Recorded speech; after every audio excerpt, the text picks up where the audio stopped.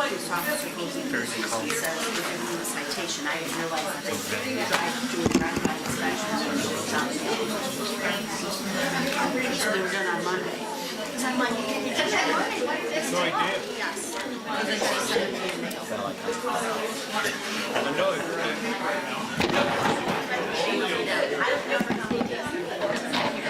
Want to read it? I have a citation. What does it say?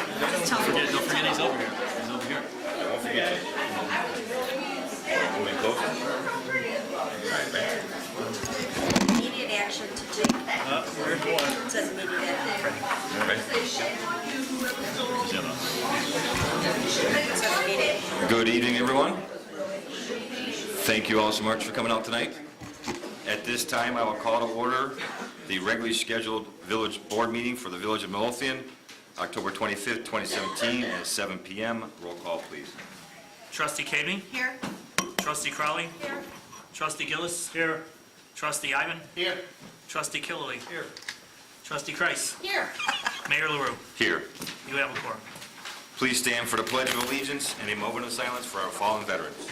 I pledge allegiance to the flag of the United States of America and to the republic for which it stands, one nation, under God, indivisible, with liberty and justice for all.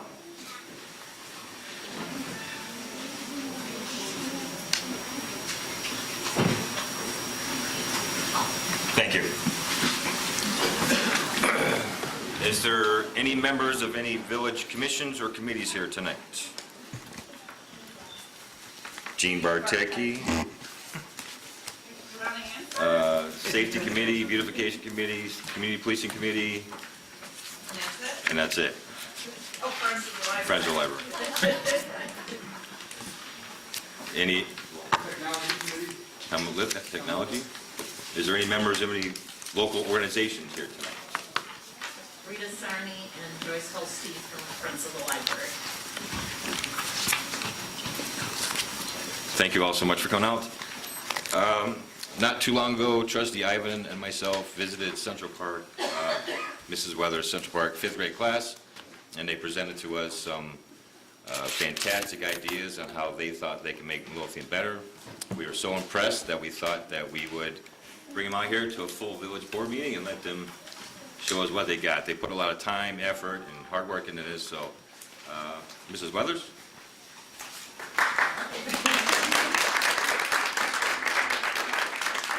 Thank you so much for bringing us in.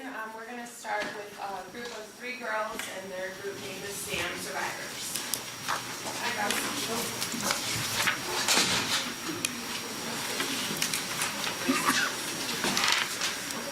Sadie, would you like to present the shirt before you begin?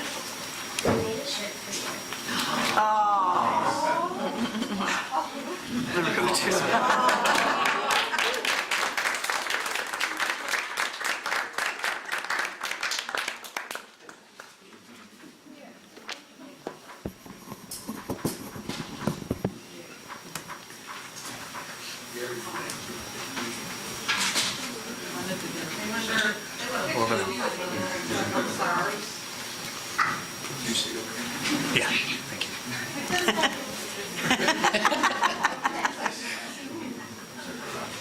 Yeah. Very nice girls. Onions.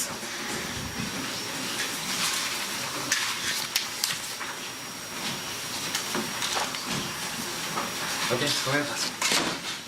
We are SAM Survivors. Our mission is to show support for all cancer patients. We are doing this because we want cancer patients to feel strong and that they are not fighting alone. We will sell personalized survivor shirts. We chose the word survivor because these fighters deserve respect.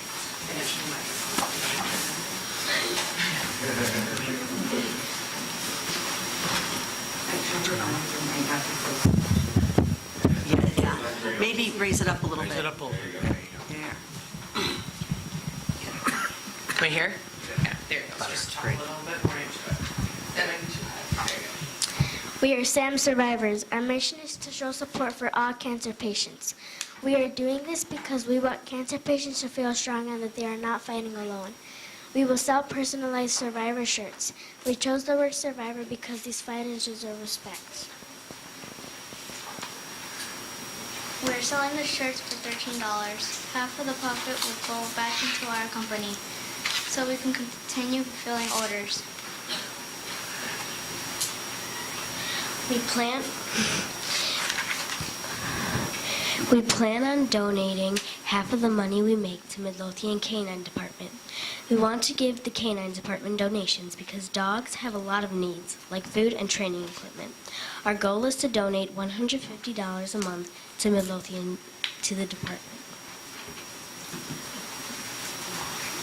We'll start selling our shirts in our classroom, then we'll expand. We'll pass out flyers every Friday so we have time to make the shirts over the weekend. Extra flyers will be located at Central Park School. We hope you can help with our mission to support cancer patients and the Midlothian Canine Department by buying our personalized shirts. Thank you.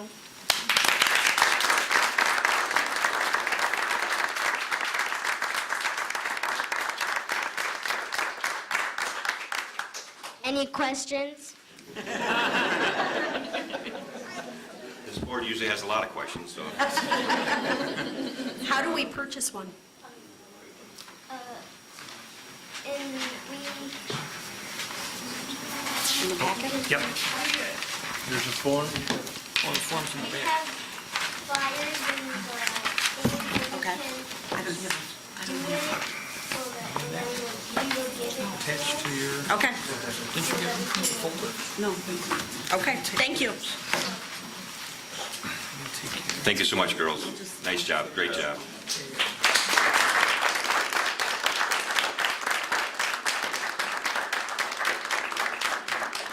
All right, next we have DAAD Community Group.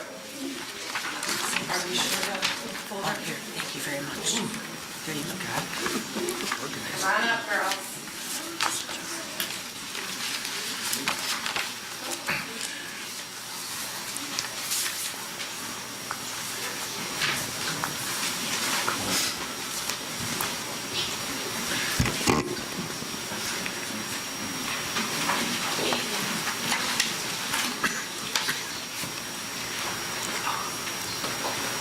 A diorama, cute.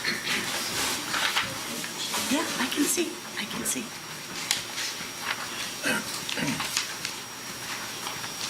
What do you say? Mr. Pencil.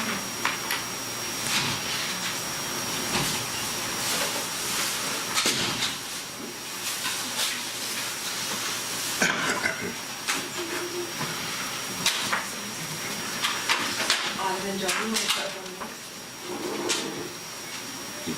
You brought goodies? I didn't even goodies, the girls. It's like a rainbow meeting, huh? Could be a reoccurring theme. Thank you. He's sweet. Sure, I will have some lemonade for sure. Don hasn't had dinner, so he's probably No, going go to ahead, take one. I'm done. I don't care for my. I'll share one with you. Okay, fine. Like for one person. That's your dinner, Trustee Kelly, right? Sure. Oh, my gosh. We're gonna share one. Thank you. Thank you, sweetie. Thanks. No, honey, we're gonna share one, thank you. Yes, he loves some lemonade. Thank you. Thank you very much. Wow, that's great. Wow. Thank you. Come over. Thank you. Ooh, that's really good too. Is it? Okay. Thank you. It's like a strawberry. Like strawberry lemonade. Yum, that's really good.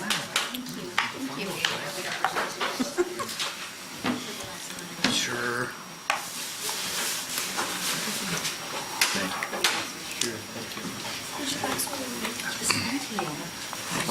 What's next week gonna be like? You're gonna have to bake. Thank you. Cheers. Cheers.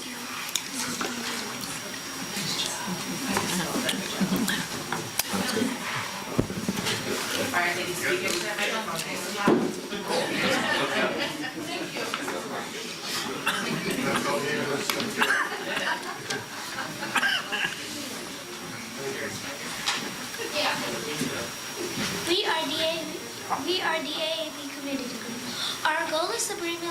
together as a neighborhood and build a community garden. We want to create a safe place for preteens to hang out. We will build a community garden at Memorial Park. The garden will include flowers, bright colored picnic tables, as well as a lemonade stand and a snack stand. At the snack stand, we will sell apples and muffins. All of the money will go back into our community garden so we can maintain the flowers and hopefully plant an apple tree. The beverages and snacks will be sold during the week from 3 p.m. to 9 p.m. on Saturday and Sunday. They will be sold 9 a.m. to 6 p.m. The park is always open to anyone who would like to come and hang out. We want kids to have a better childhood and to be happy. We all notice that kids don't go outside like they used to, and we want that to change by providing a safe and inviting place for preteens to hang out. We think it would be nice to spread joy around the town and bring Midlothian together. It would be nice to come outside and enjoy a nice glass of lemonade with friends and family. We would like to extend the garden to homeless as well. They can come in and receive a free muffin. We want people to feel loved and like they belong somewhere. We will advertise by making flyers and posters. We will staple them to poles and tape them to shop windows. We will do whatever we can to bring a smile to people's faces. We might be kids, but we can still make a difference. Isabella Diaz, Ava Blitz, Autumn Brown.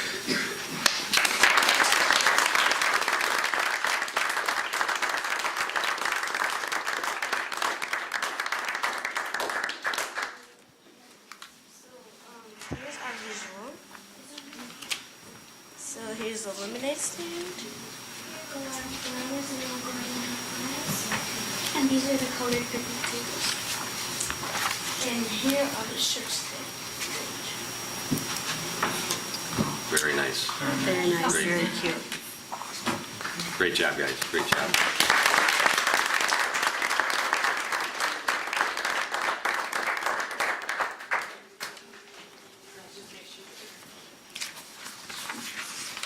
All right, next we have a group of boys, and their logo or their group name is Me Pink.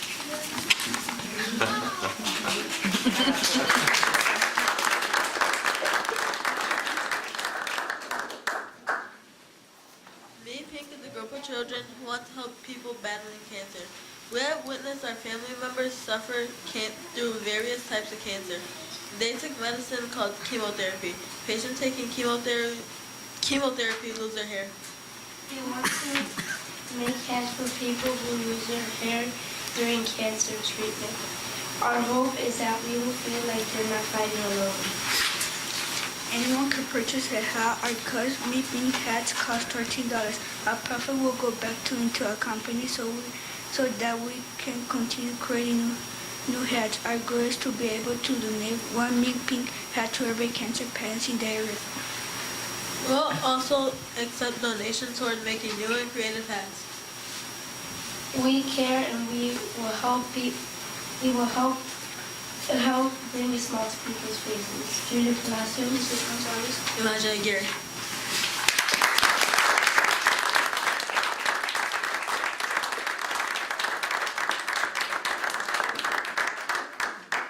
Any questions? What does ME stand for in Me Pink? His first letter is me, and My second letter And how about your letter? Where's your letter? my last name. Oh, okay. for P. Pink. Got it. Okay. Very Do nice. you have an order for it?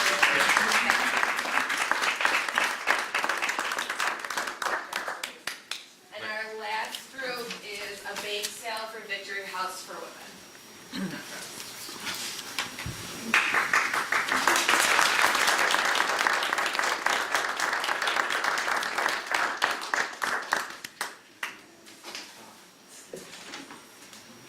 Oh, my goodness.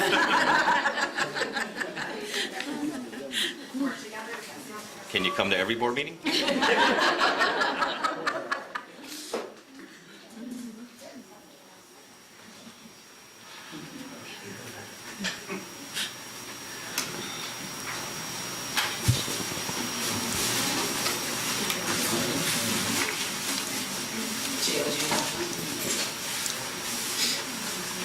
girls one. She started in the top row.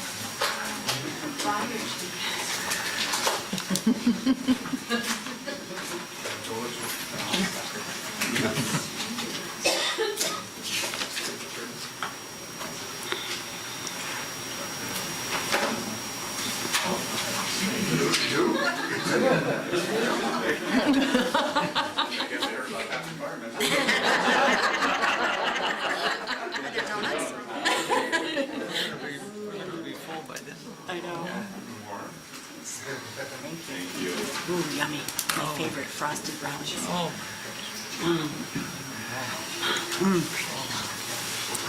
No, thank you, please. I got this. I'll take the other one, Don. Go ahead and grab it. Oh. Yes. No, I don't want to go. No dairy, I'm waiting for you. Wow. Why not?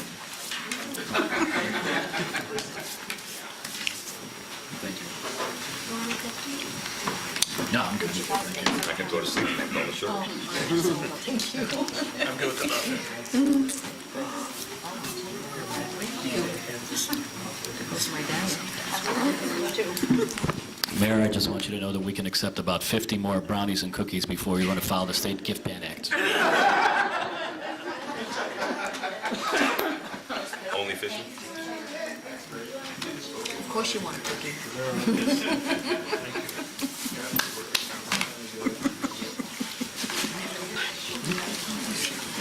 I guess it's cold.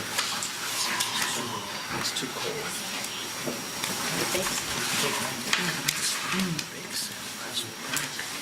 Oh, I didn't read ahead. Hi, our names are Jada, and Joanna. Our idea to make Midlothian stronger is to have our bake sale to raise money for a homeless shelter called Victory House Run. Our vision is to have our bake sale at Rosner Park. Our benefit is to help Victory House Run by giving them our money that we raise from our bake sale. Women and children deserve all the support they need. We want to see them get back up on their feet. Our guide is going to say, come to Rosner Park for a basic meal run to go to the homeless shelter. Our bake sale will be hosted at Rosner Park on November 22nd. 2017. We will advertise by going on the healthy and putting our flags and people who have left it by handing out a flag. The items will be having our cookies, brownies, and chocolate chip cookies. Our goal is to raise $1,000. We hope to see you at Rosner Park on November 22nd and also assist positions if you are welcome. It's Wednesday. Any questions? Can I just, it's sort of cold outside on November 22nd. Can I just? Put your winter coat on, Don. Would I be on the line and volunteer in this area here for the bake sale? I think that's an excellent idea. Wonderful. Have it inside. Anyone else?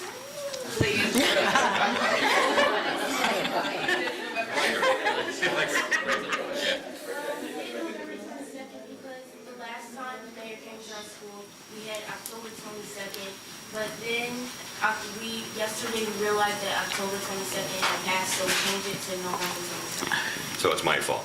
That seems to be the consensus. I have a question. Can we donate baked goods to your bake sale? Yes. Okay. Oh, yeah, okay. Then So- I think we'll start working on our first group project here for November 22nd. Yeah, absolutely. Yes. You're going to take the lead on that, Trustee Coe? Sure. I'd be more than happy to. See how easy that is? You bring goodies and Yeah. We'll follow you anywhere. Feed us and we'll do anything. anyone else have any questions? Okay. Well, you guys are outstanding. I thank you so much.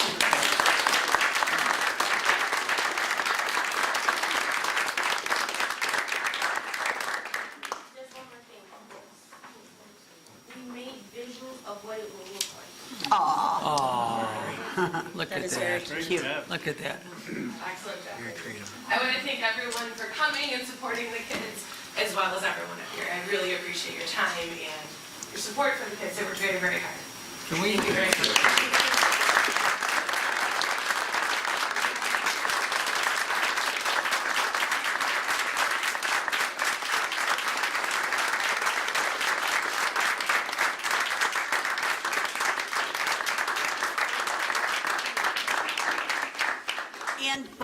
teachers and the children and the parents leave, I just want to make sure that we invite all of you to come out to the Rain Ready Community Garden this Sunday at noon, from noon to 2. We're hosting Reuse-a-Palooza, and it's a beautiful fall art fair project that we put together in the rain garden, and there's a whole bunch of scarecrows out there, and there's a whole bunch of really cool fall art that was all made out of reused items. We're going to be serving popcorn and some cookies and apple cider, and there'll be pumpkins for the kids, and we're also going to have rocks so the kids could paint kindness rocks. So please come out and join us on Sunday. Oh, well, will you have some? Yeah. And the police department will be passing out trick-or-treat bags for the kids as well. So please join us. And Biko will be there for a demonstration. Wait, is it this Sunday? Yes, this Sunday. Put it on your calendar. This Sunday, noon.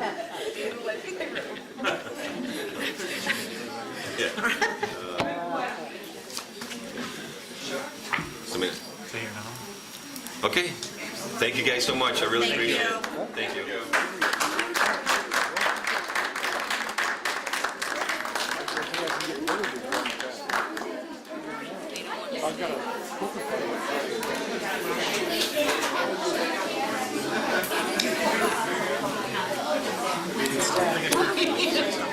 Can we go?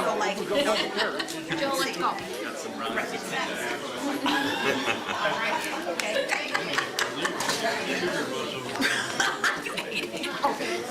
You dove in. You have no self-control. Sarah? Huh? That was very cool. Oh, yeah. That was excellent. Best meeting to date. Yep.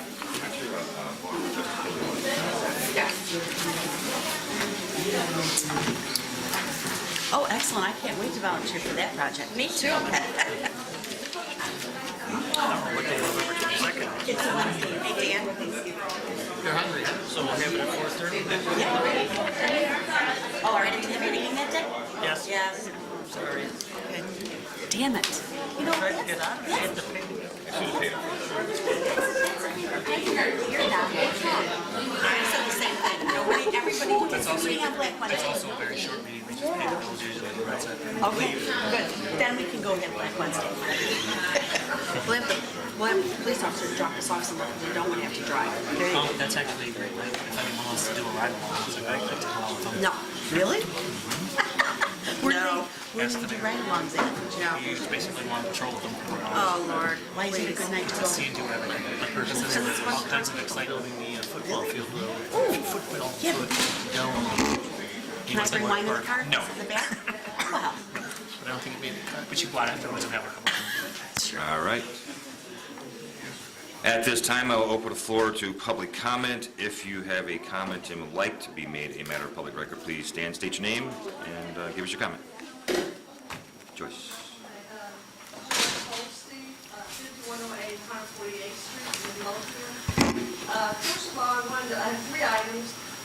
First of all, I wanted to tell you that I called Robin Wheeler Grange today from Representative Bobby Rush's office about the post office. And she said to me, you know, Joyce, last time I talked to you, I said the post office could be repaired. She said, well, scratch that. She said it's not repairable. Or either that or they're going to, it's major repair. So she said for 6 months, that they are going to accommodate us for the Christmas holidays. They're trying to find some place to have a post office for 6 months. And then after that, they have to look at a permanent place in Midlothian. But she did not say it was going to be this post office. Okay? I just talked to her today. The second question I have is, I was on the village website today, and I didn't see anything about the batteries, recycling batteries. Is there anything, have you found out anything about that yet? I have some stuff. Okay. And the third thing is I would like to thank Billy D. Simone for coming to our house and giving us some guidance on a repair that we have to have done in our home. Thank you. Thank you, Joyce. Yes, ma'am. My name is Carla Kimber, 3618 147th Place. This is my first time coming to cut my dog. Thank you for having us, but I had a concern, and it's about the water bill. It's every 3 months, which can be a little bit drastic because one time I had a leak, and my bill was $900. Wow. The village was not really, well, they kind of helped me out a little bit, and they gave me places that I can go. But I wanted to know, has anyone proposed making it every month versus every 3 months? Yes, that conversation actually came up a year or two ago. We just outsourced printing and mailing to an outside company. Not only was it cheaper, but it's quicker. So personally, I like to think that would be a first step to making it a monthly bill, but it's going to be a process to get that done. I personally agree with you. Monthly is much easier to budget and keep on track. And then, like you said, if you have a leak, then it's only for... Then it really hurts. Now, Public Works Department does, Superintendent Sperry, they do have a program that if there's something major, it will get flagged, and I believe we call the resident, or we leave a note on the door? Yes, Sure. the guy did come out, and I wanted to give him kudos because that's the only way I knew I'm single mom now. So I had no clue the toilet was running. So he came and said, cut that thing off. And that's how it got cut off. And I was like, okay. So that was my concern. And then the way billing is, so they gave me a payment plan about billing before. And they said, okay, well, whatever the date is, at 12 o'clock at night, that night, they take it out. And if you don't make it by 12 o'clock that night, or whatever the case may be, so I set it up the same day that I get paid.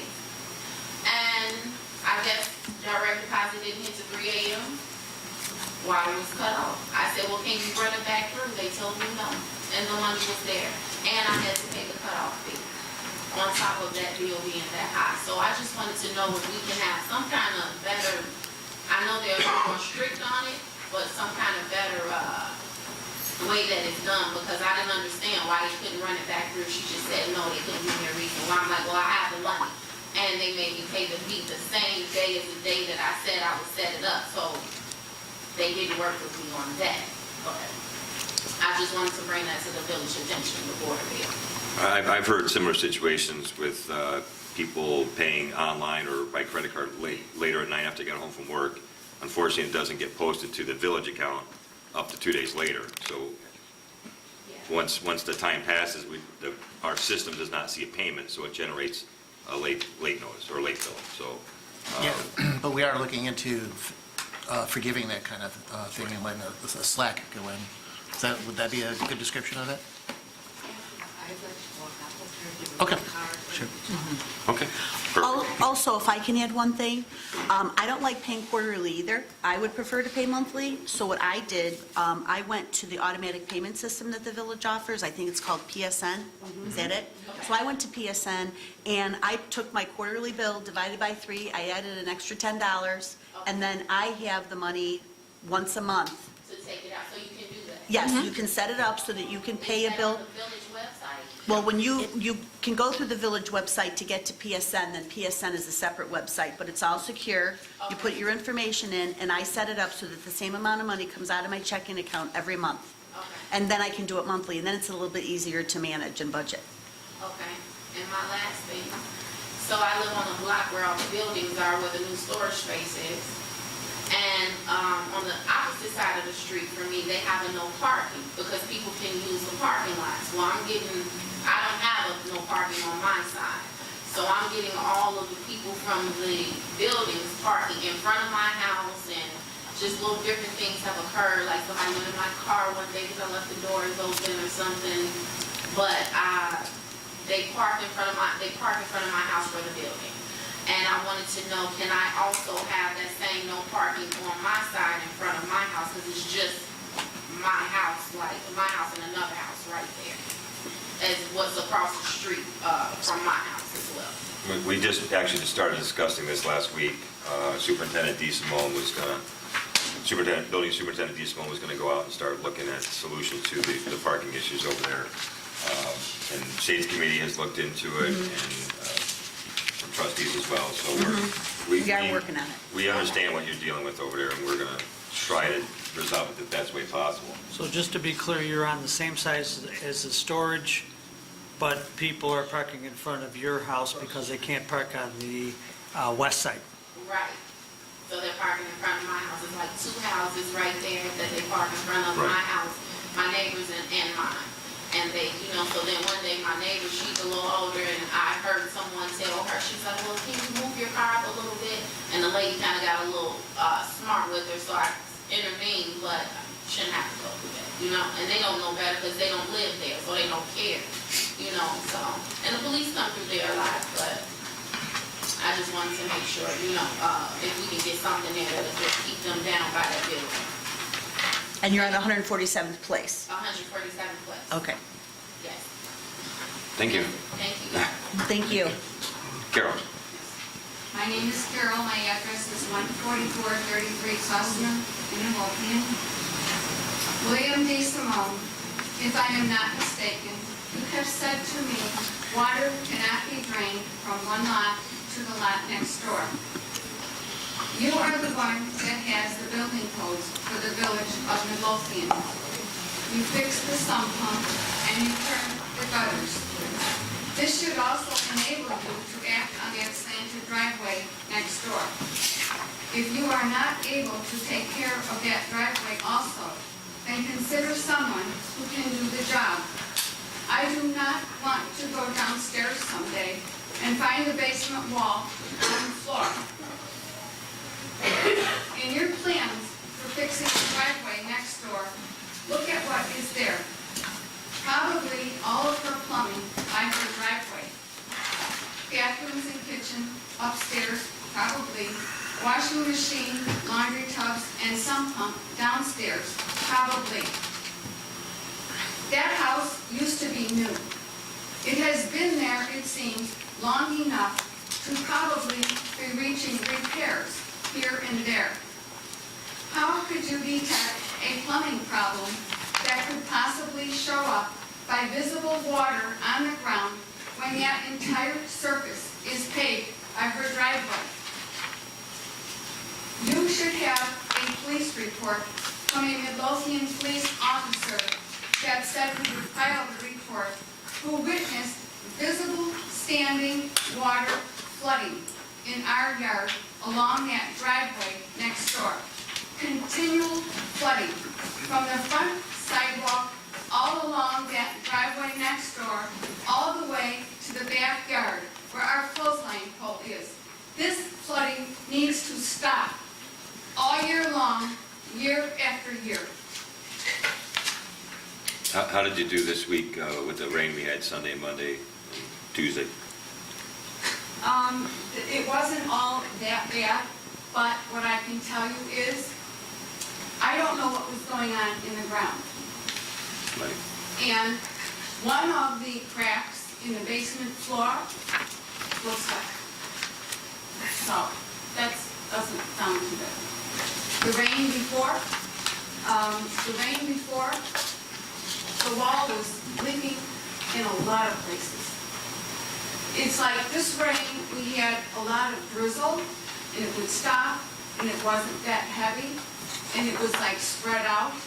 It seems like, from what I've experienced with it, the way the rain rains seems to have some effect on it. Absolutely, sure. But still, the water can build up in the ground, and what I want you to know is, whether the basement is leaking or not, I don't know what damage is being done in the ground until it shows up, and then the damage is done. Okay. Thank you for letting us know. Rita? Rita Sarni, Friends of the Library. I just wanted to give a quick reminder. November 9th, the Friends of the Library is sponsoring a talk at 6:30 on the Christmas tree ship.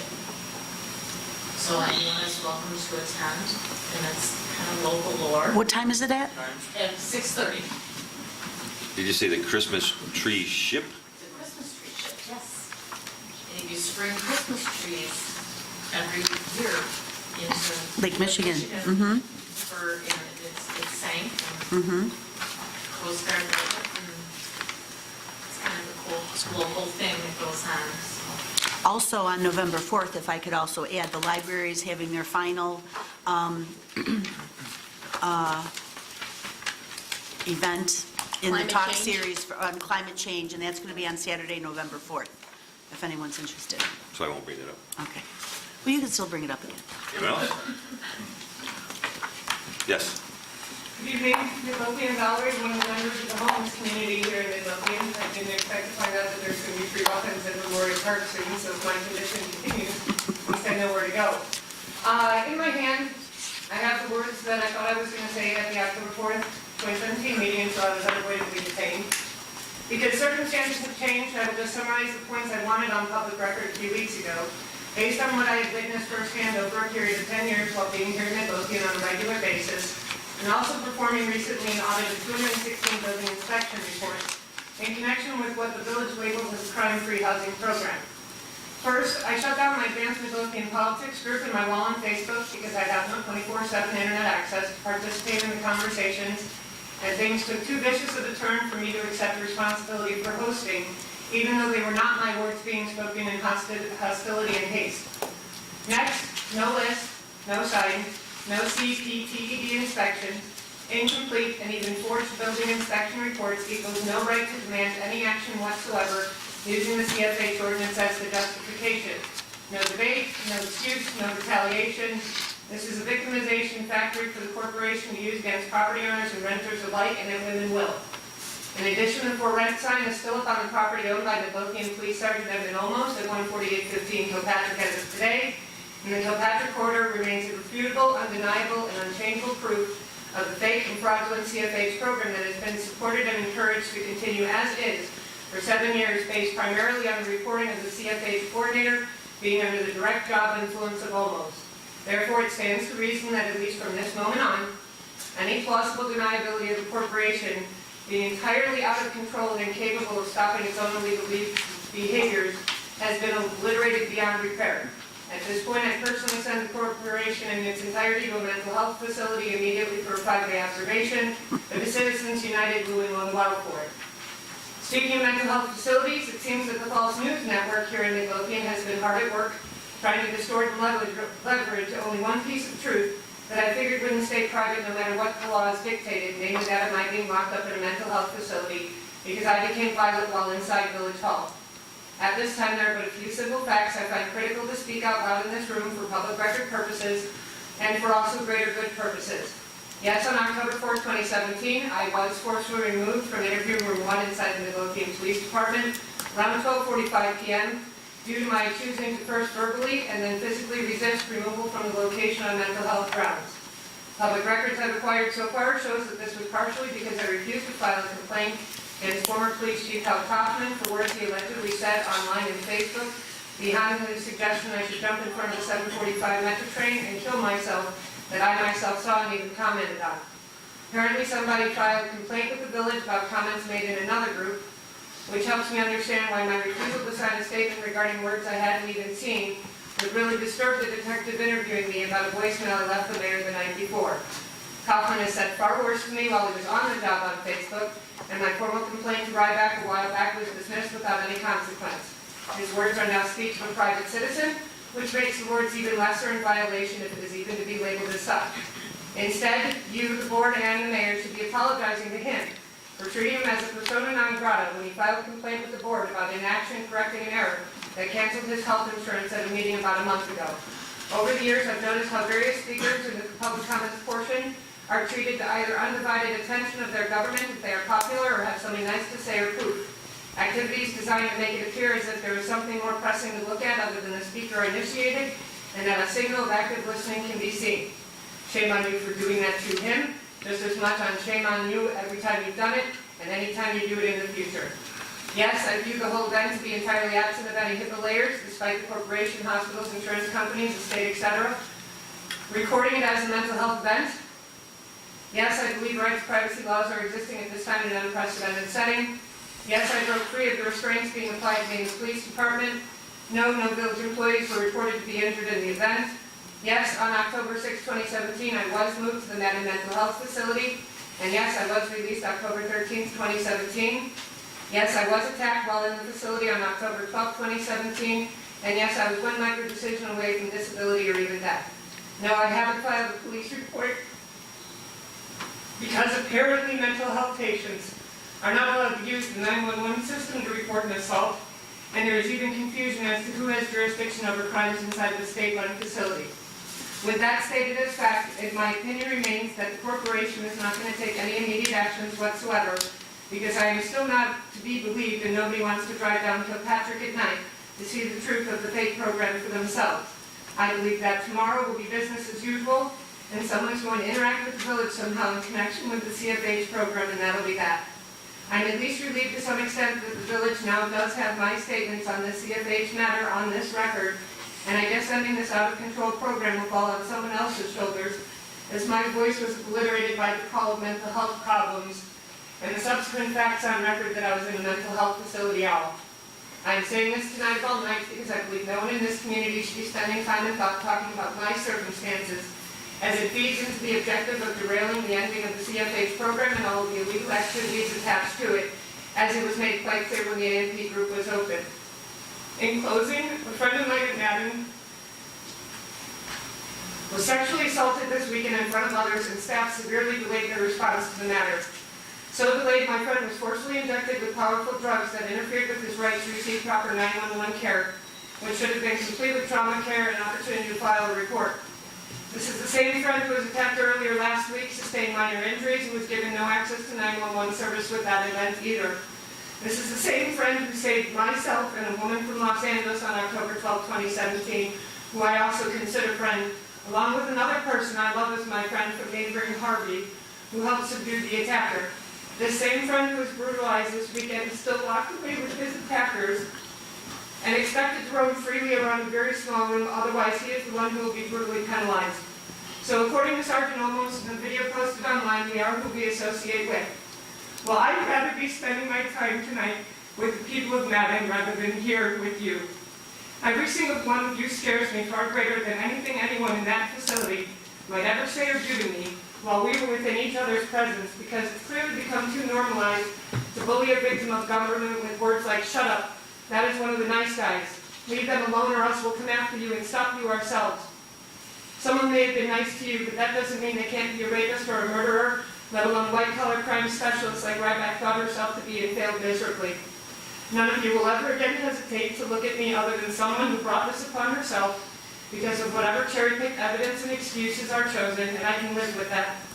I've never been out to win anyone's popularity contests, and Midlothian's popularity games are just too hate-filled, old-school vicious for my own taste. You just don't get to use my life choices to hide from the real and true problems raging through the Midlothian Police Department and Building Department, just as the people at Madden are expected to work through their real and true problems for the sake of society. The difference is that mental health patients are expected to do this without the same rights and freedoms as everyone in this room, as mental health patients are designated as persona non grata at the entry into the system, even though the phrase is never codified into the laws and policies and complete with threats none of you will face outside the mental health system, such as forced injections and restraints. You can call 911 when you are sexually assaulted. Mental health patients cannot. So go ahead and talk about the fake CFH program extensively and how brutal this community has been towards the renter population for decades without me as your example. Everyone lost that right a few weeks ago when I first started reporting on it. Go find someone else, as there could be plenty out there more than willing to speak with you than I am, as long as you don't treat them with a dose or two of this special old school Midlothian kindness. And while you're at it, talk about the fake community policing program as well, because if we had had one that was true, victims of slumlords like Olmos and mine would have already been shut down, or at least circumstances changed 10 years ago when former police chief and former trustee Vincent Schiavone began making sure the phrase was stamped in locations he wanted displayed and attached to his words about picking up dog poop on village-sponsored material so he could put on his resume, "One community policing program, job well done, here are my stats."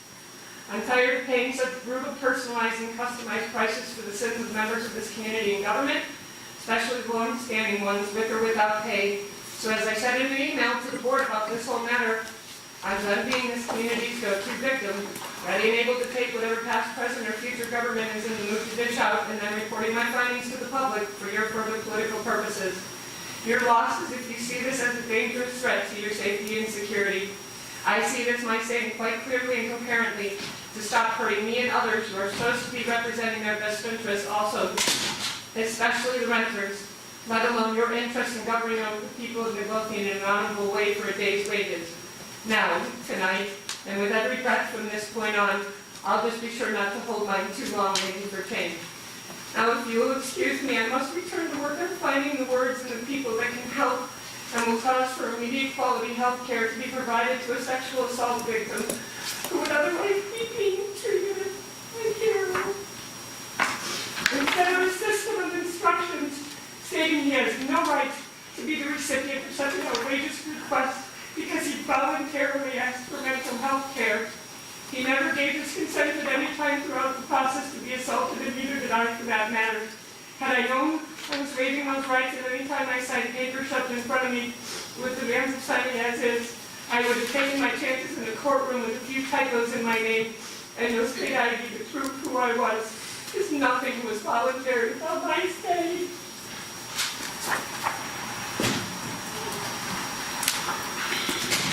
Anyone else? Louis? Bob? No? All right, I'll close the floor to public comment. We'll move on to the consent agenda. On tonight's consent agenda, we have an approval of an ordinance authorizing an intergovernmental agreement providing for the establishment of the Natalie Creek Trail.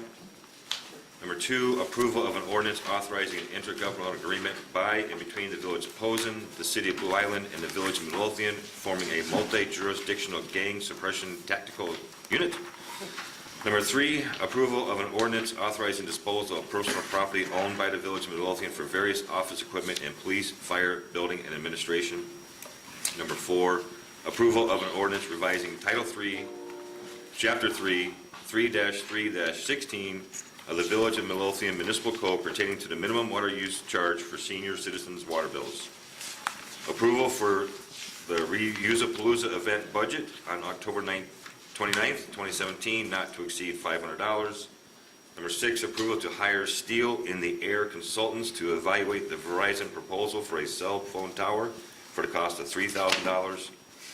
Approval to purchase a 2018 Ford Explorer for the police department for a total cost of $36,571.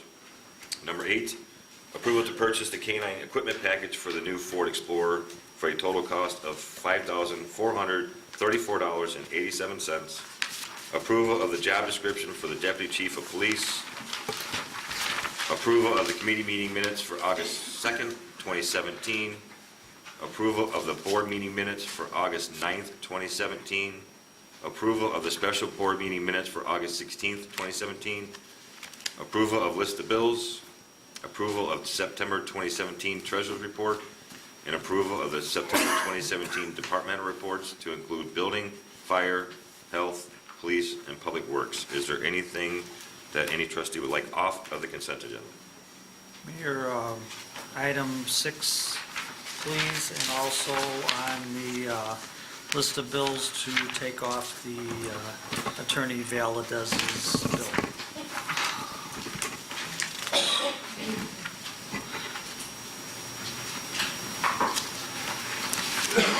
I just have a question, Deputy Clerk Kalaki.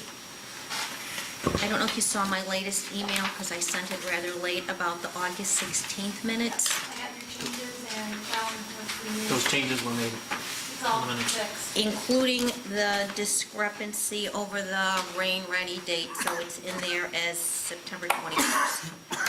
Okay. Those were a lot of minutes to read. I know.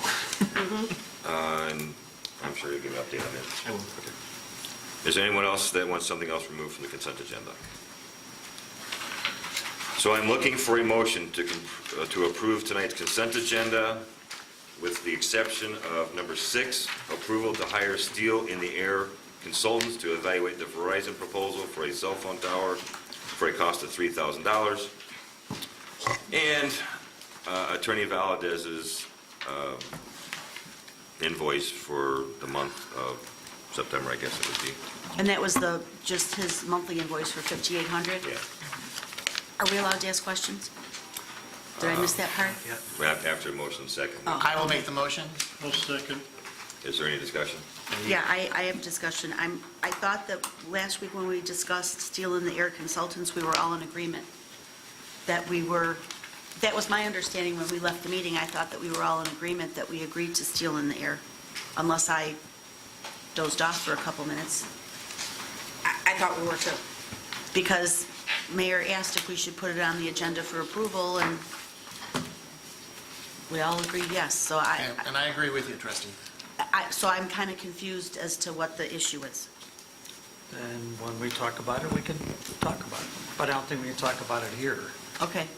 Then we talk about it afterwards. And, you know, first of all, we have to be sort of, we can't be all in agreement until we take a vote. Of what?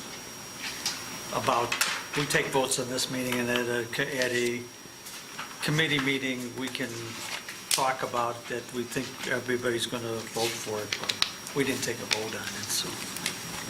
Oh, okay. Well, I mean, there was just no... It's just it's not a super big thing, but I think it's worth just talking about it for one section.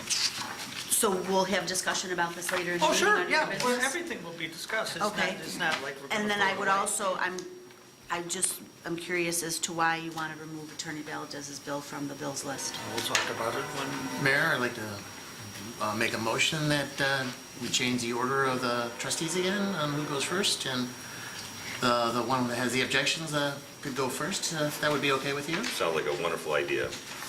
So let's move on this question that we have a first and a second. The question was to approve tonight's consent agenda. Roll call. Minus the two. Minus the two, number 6, and Attorney Valdez's bill. Trustee Ivan? Can we still have discussion, or did you cut it off? Because I I have a asked if question. there's more discussion. I'm sorry. I actually have a question. There is a bill on here for Peter Murphy, and I obtained a copy of the bill, which looks like it's for outside litigation.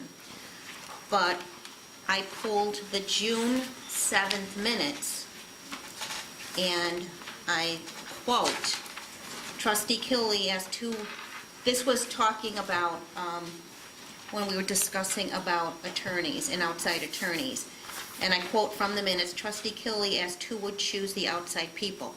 Attorney Valdez stated that he would bring outside counsel to the board to review.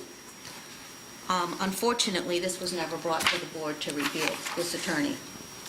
So, as it was reflected in the minutes, I would at least like the courtesy of this being brought to the board.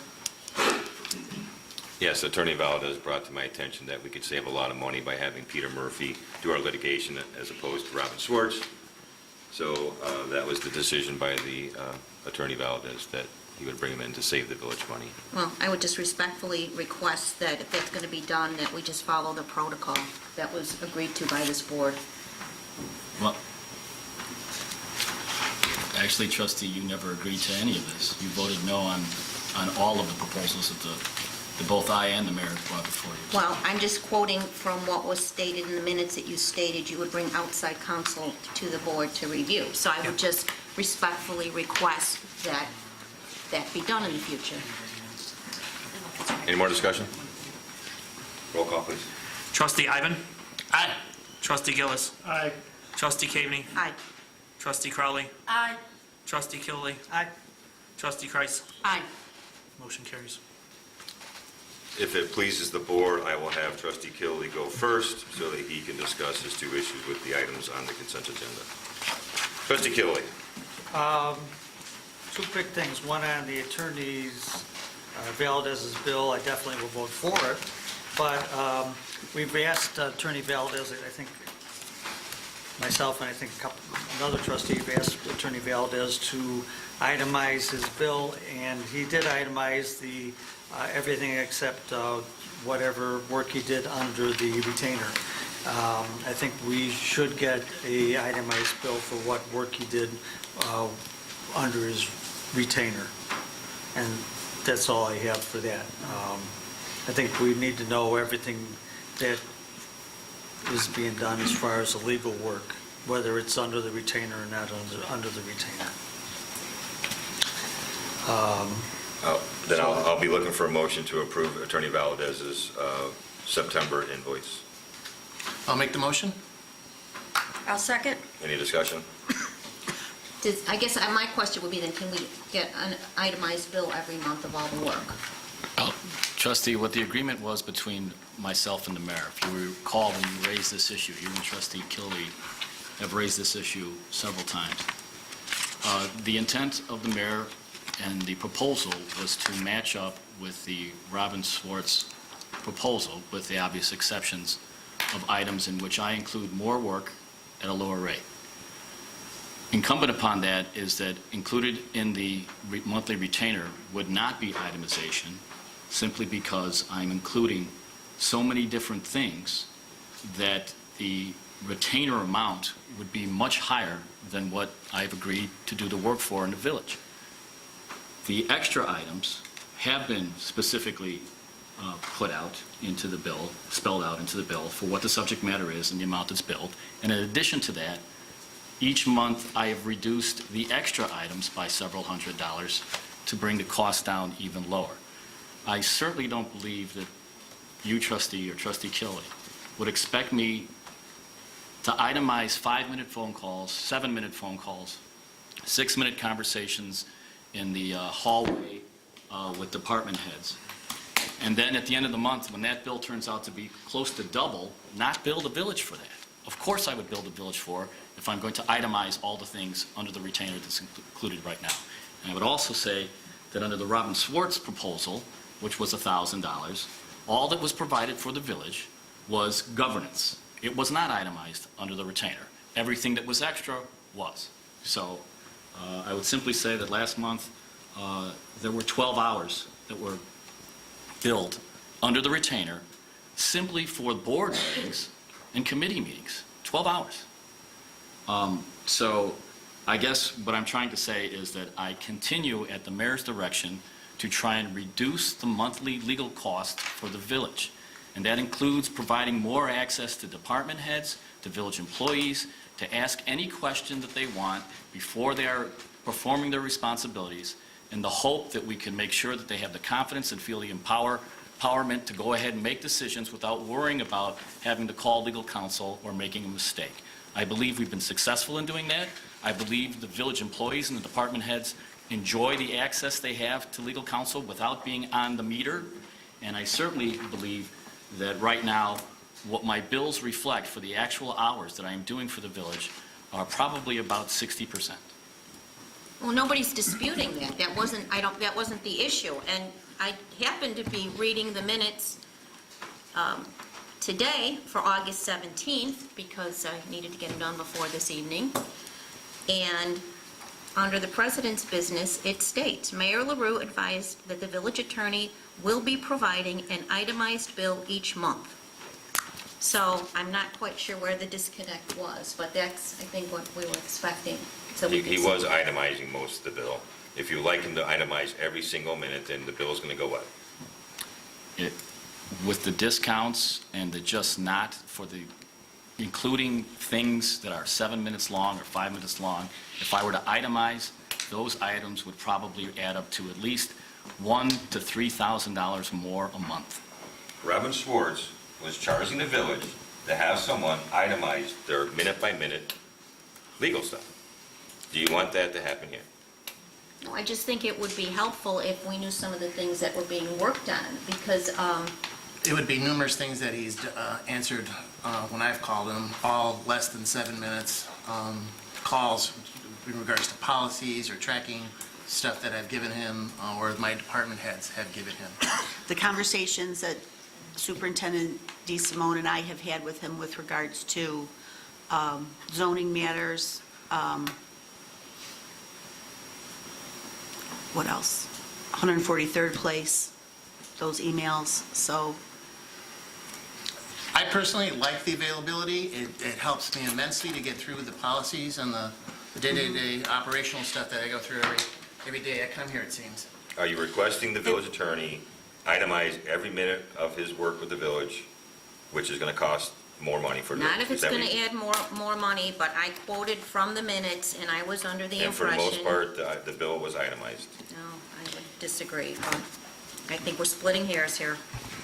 I mean, I can only say, I just looked at my phone, and in October alone, I have about 25 phone calls that I've exchanged with Attorney Valdez. So, I mean, I don't know how many minutes that adds up to. So you already have 3 trustees that have confessed to sucking up minutia of Nick's time, where in the previous lawyer, he would charge me $200 to $250 for just one policy that he would look at, and now we're up to 30 policies. So I can imagine what the bill would have been with our previous lawyer.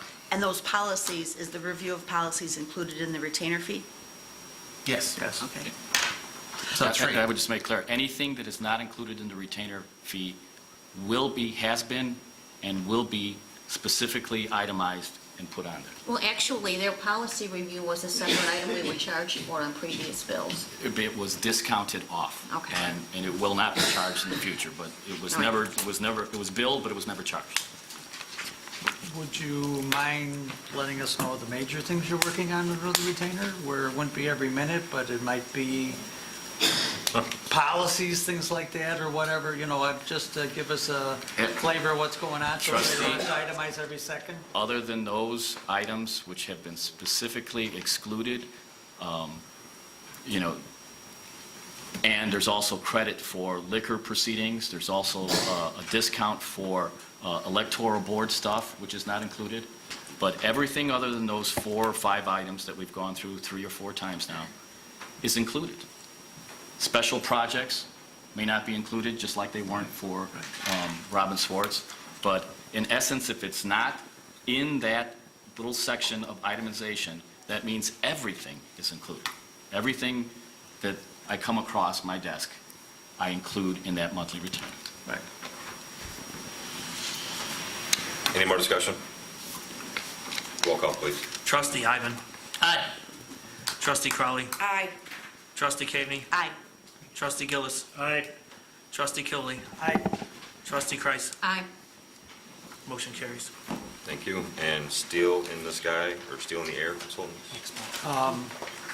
Just one more comment to thank Attorney Valdez for giving us $525 discount this month, and I believe a similar discount last month. So that's not under the contract. You did that out of your free will, and I think we appreciate that. Now I'm going to sound like I'm harping on this thing again. I don't want to do that. When we were talking about this at the committee meeting, we didn't realize, I think, that Superintendent Sperry did a lot of work on Steel in the Air Consultants already. He did talk to them.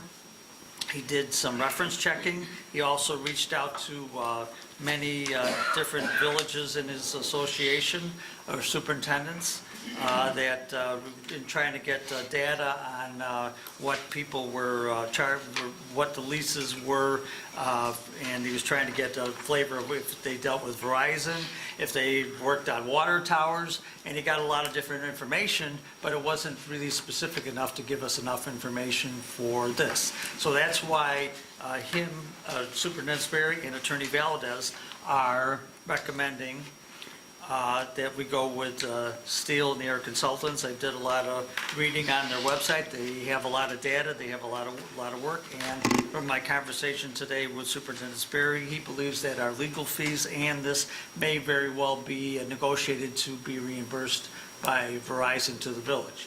My only comment here, and I don't want to sound, I'm going to sound like it again.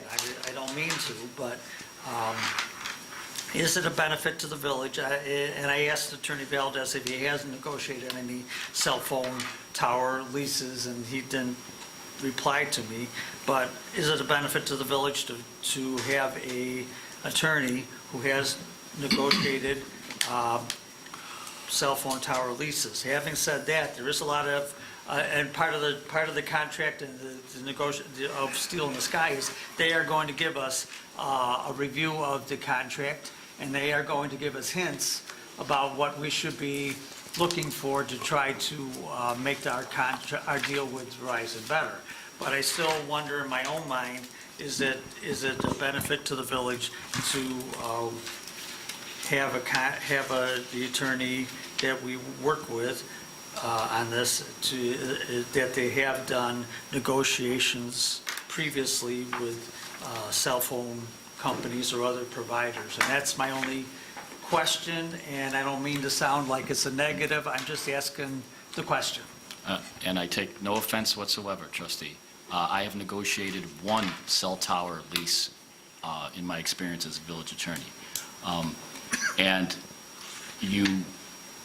the main expense, and this is something from ongoing conversations that Superintendent Sperry and I have had, we went through the same paces that you did, and I certainly don't think it's unreasonable for you to question the amount of the outside consultant. What we concluded was the information that we were getting with regard to our particular water tower site, our cell site, was not sufficient for us to make an informed decision with regard to the value, the market value of Midlothian's water tower.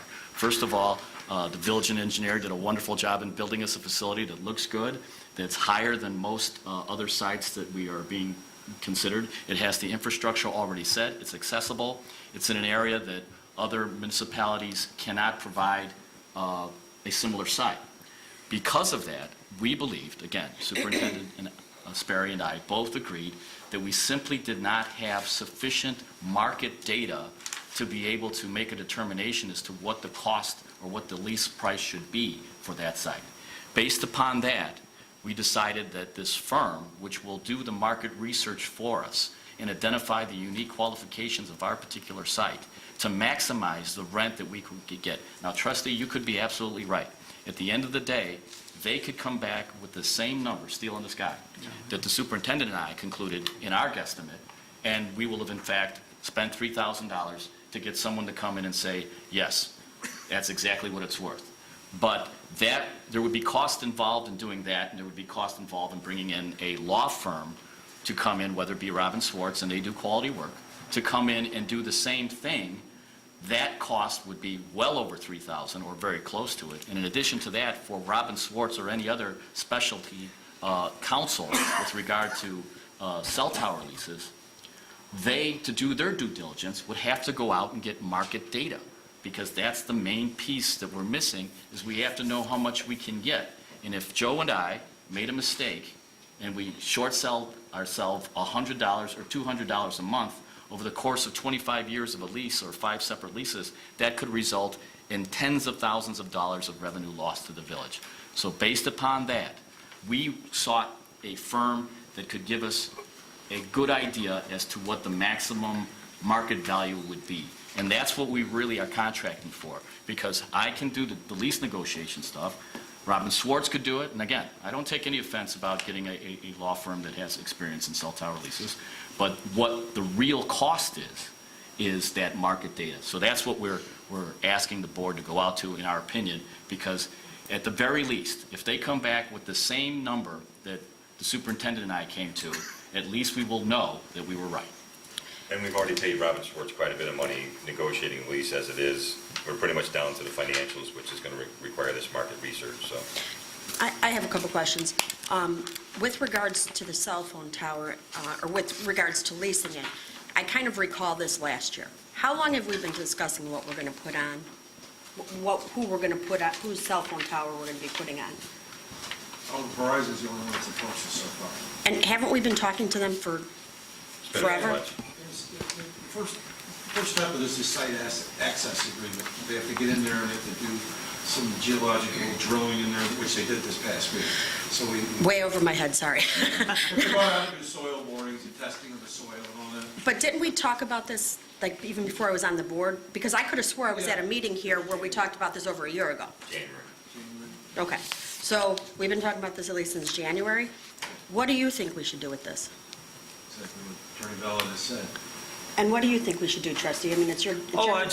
steel in the sky is fine. I wasn't questioning steel in the sky because I think that's a good call, because I failed too. You know, the mayor asked me to get some, and I couldn't get enough data either. Yeah, it's So- not So easy. you just can't, and I asked Troy Ishler, the village manager of Oak Forest, the first words out of his mouth was, every contract's different. So, I mean, that's. Every site is unique. Yeah, exactly. Every site, every contract is different. So you need a firm like this that's got more data. I wasn't questioning that. I was just questioning if it would be any benefit, because the other part of what was in the Steel in the Air website was that Verizon is going to try to use a lot of different tricks and Absolutely. clauses in their contract Yes. to try to, we may get it up more up front, but they want to try to get it back over Absolutely. time. Absolutely. We'll So just I- have to outsmart them in the contract. Well, Don. That's all there is. That's all I was questioning. That's all. What are we discussing then? Can I ask a question?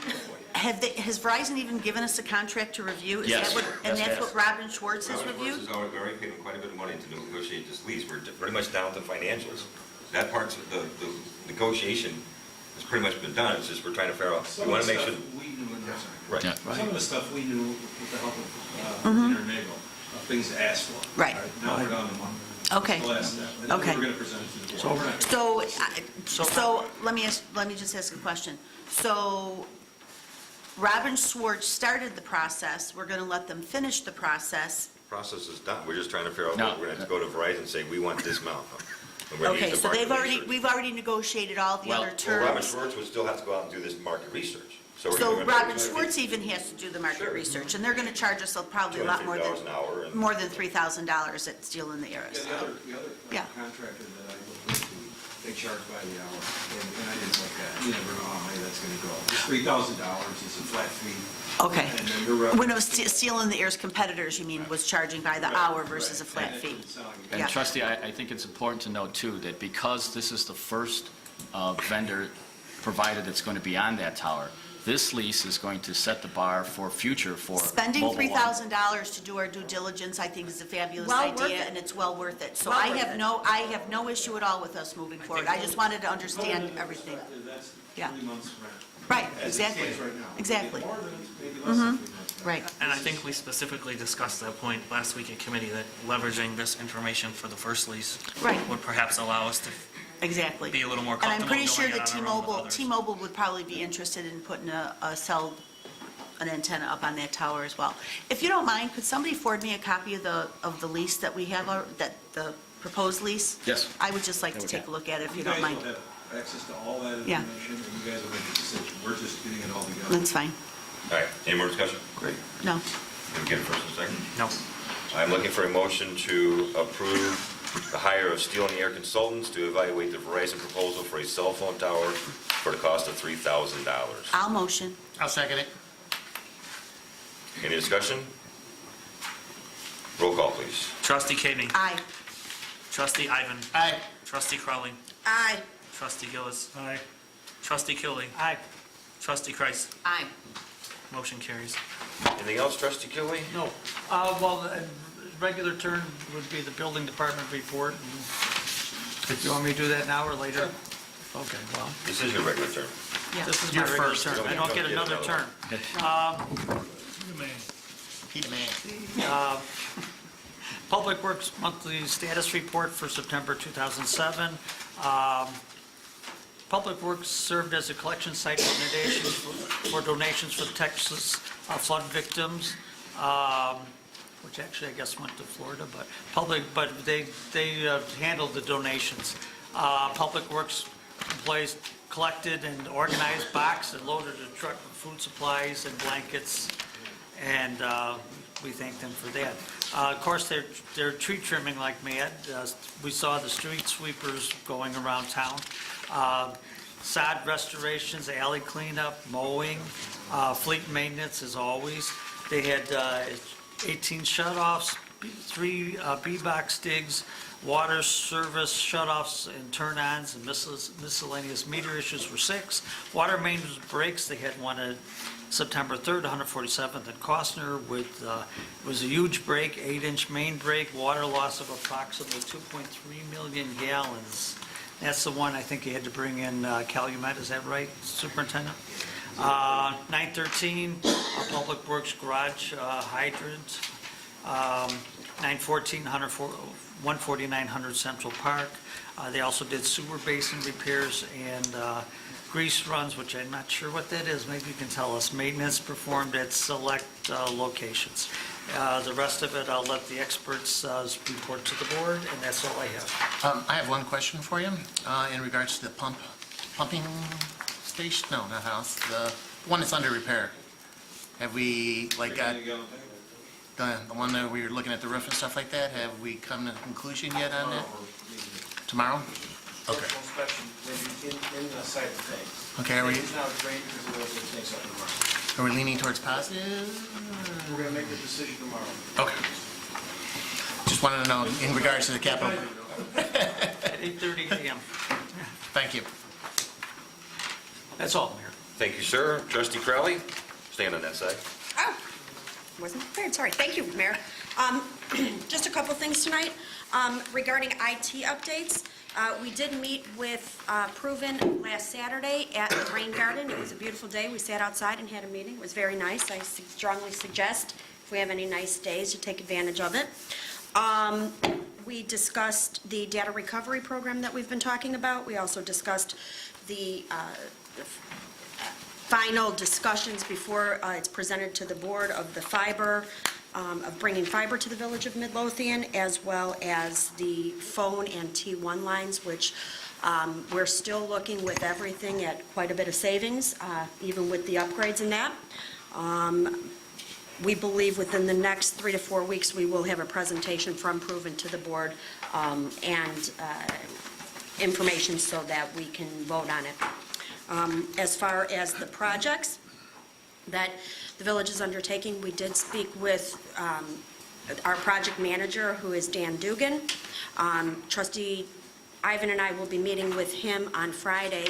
I'd like to extend an invitation to Trustee Killily and to Joe Sperry. If you'd like to join us, and we're going to be talking about the Public Works project Friday at 6 o'clock.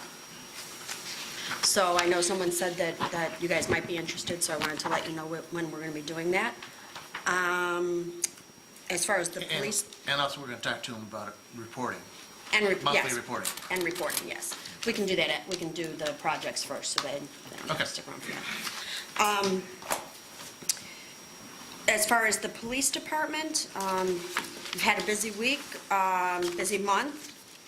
New program that the police department is looking into right now is a cell phone, don't use your cell phone while you're driving. Our Sergeant Olmos and the police department are looking into getting little plastic holders that would actually secure to the vents, so that when we do stop people for using their cell phones, we're also going to give them, hopefully, if it all works out and we get the donations that we want, we'll be giving them little apparatuses to put on their air exchange that will hold the cell phones so people can be hands-free. So looking to be a little bit more positive. And I think that's all I have. You already mentioned the trick-or-treat bags. We already talked about that. He stole my thunder. We'll get to you. Okay. Trustee Cavity? Okay. Thank you. Sorry, trustee, thank you. Okay, first, I believe I sent everybody on the board a copy of the resume for the part-time building inspector candidate that has been interviewed, and I'm going to recommend that the village extend an offer to hire. So if anybody has any questions, I don't know if everybody got a chance to read the resume and look at the qualifications. Don't know if there's any questions, but I would like to ask that next week is a special meeting so that the board can vote to approve to extend an offer to hire. That's okay? Did we just talk about this, that we didn't need all that? Did we authorize the hire of the inspector? I believe we did in a previous Well, meeting. why? Because last week you told us that once we go to hire somebody, you want to see their resumes and then you want to Yes. approve it. You were very upset that you didn't get to approve I thought we talked about once we authorized it, that, No, and that we need the authorization to hire the person. right, which you have, don't you? No, we have Don't you? It's We don't- budgeted We in- don't have, we don't have the authorization to hire the person. We have to Okay, fine. approve the hire. We have to approve the hire. Okay, that's all we need then. Okay. Maria, it'll be on the agenda for approval next week, the approval or hiring of a part-time code enforcement. Okay. Okay. I noticed on the building department September report that 2 liquor licenses were issued. I was just curious how many we have left?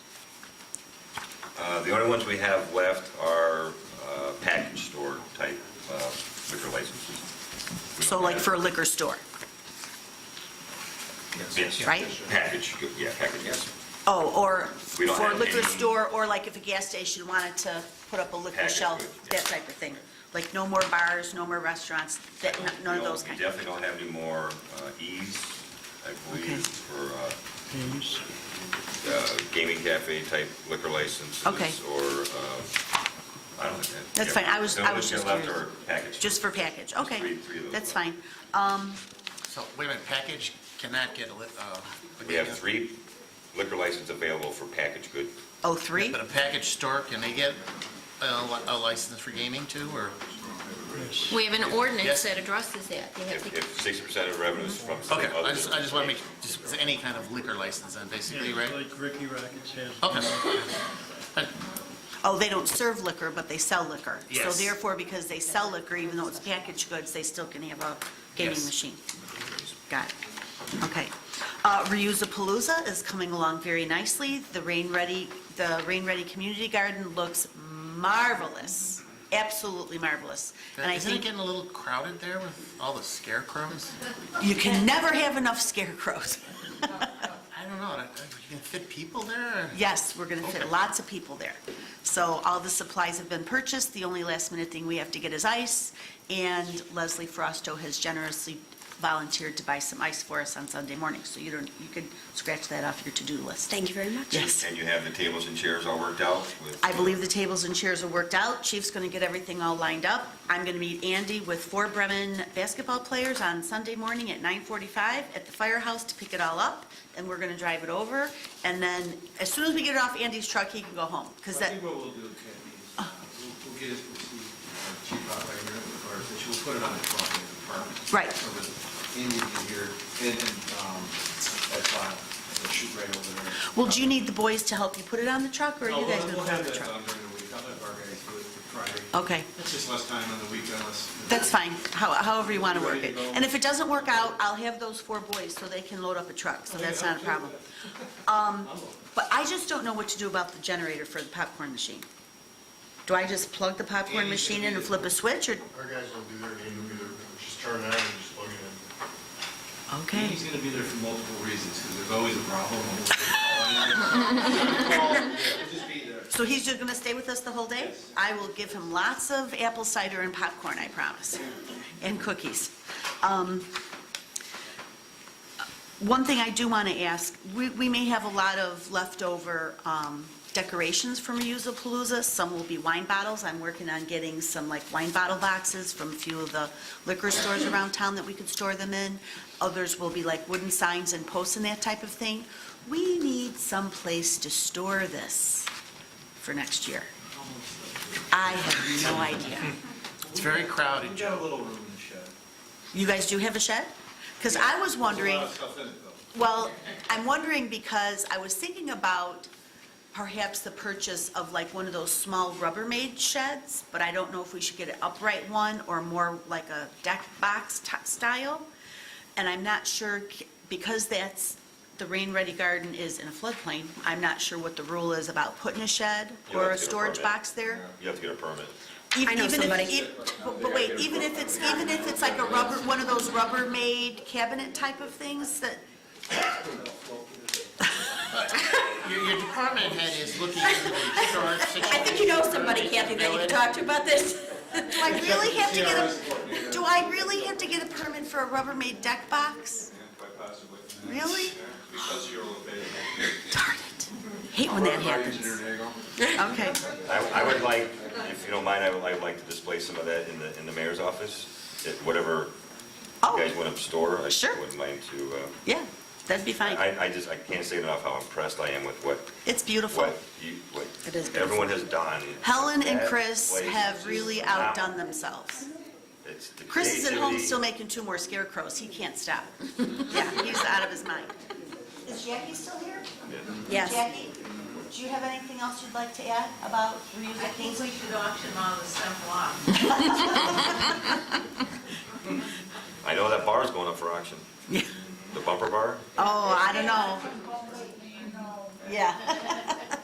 Okay. Yeah, and Mike Bartecki built the bumper bar and the dance floor out of the old choir risers from the St. Chris Choir Loft. So, yeah, it's fabulous. Huh? Oh, he built another scarecrow too? Oh, boy.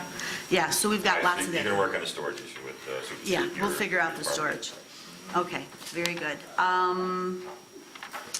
There was discussion last week about some illegal signage up and down 147th Street. CSO went out on Monday, wrote up and mailed 7 citations. So that issue is being addressed. So those business owners should be getting those in the mail in the next day or so.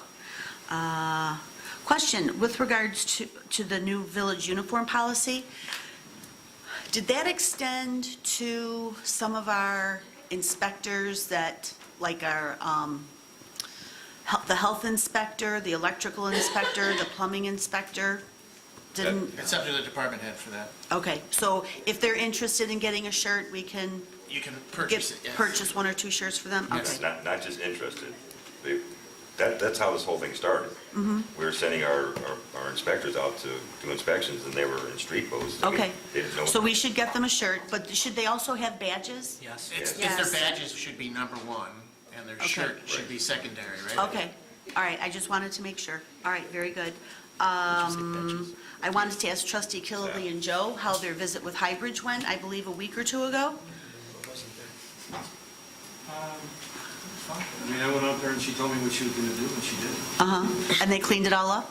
Yeah, I mean, it looks good to me, so I mean, okay. Do you have questions for Julia about anything? Do you want me to give you her number, her email? Yeah, You want to talk to her? that's what I thought was good, if I should call her and just say hi.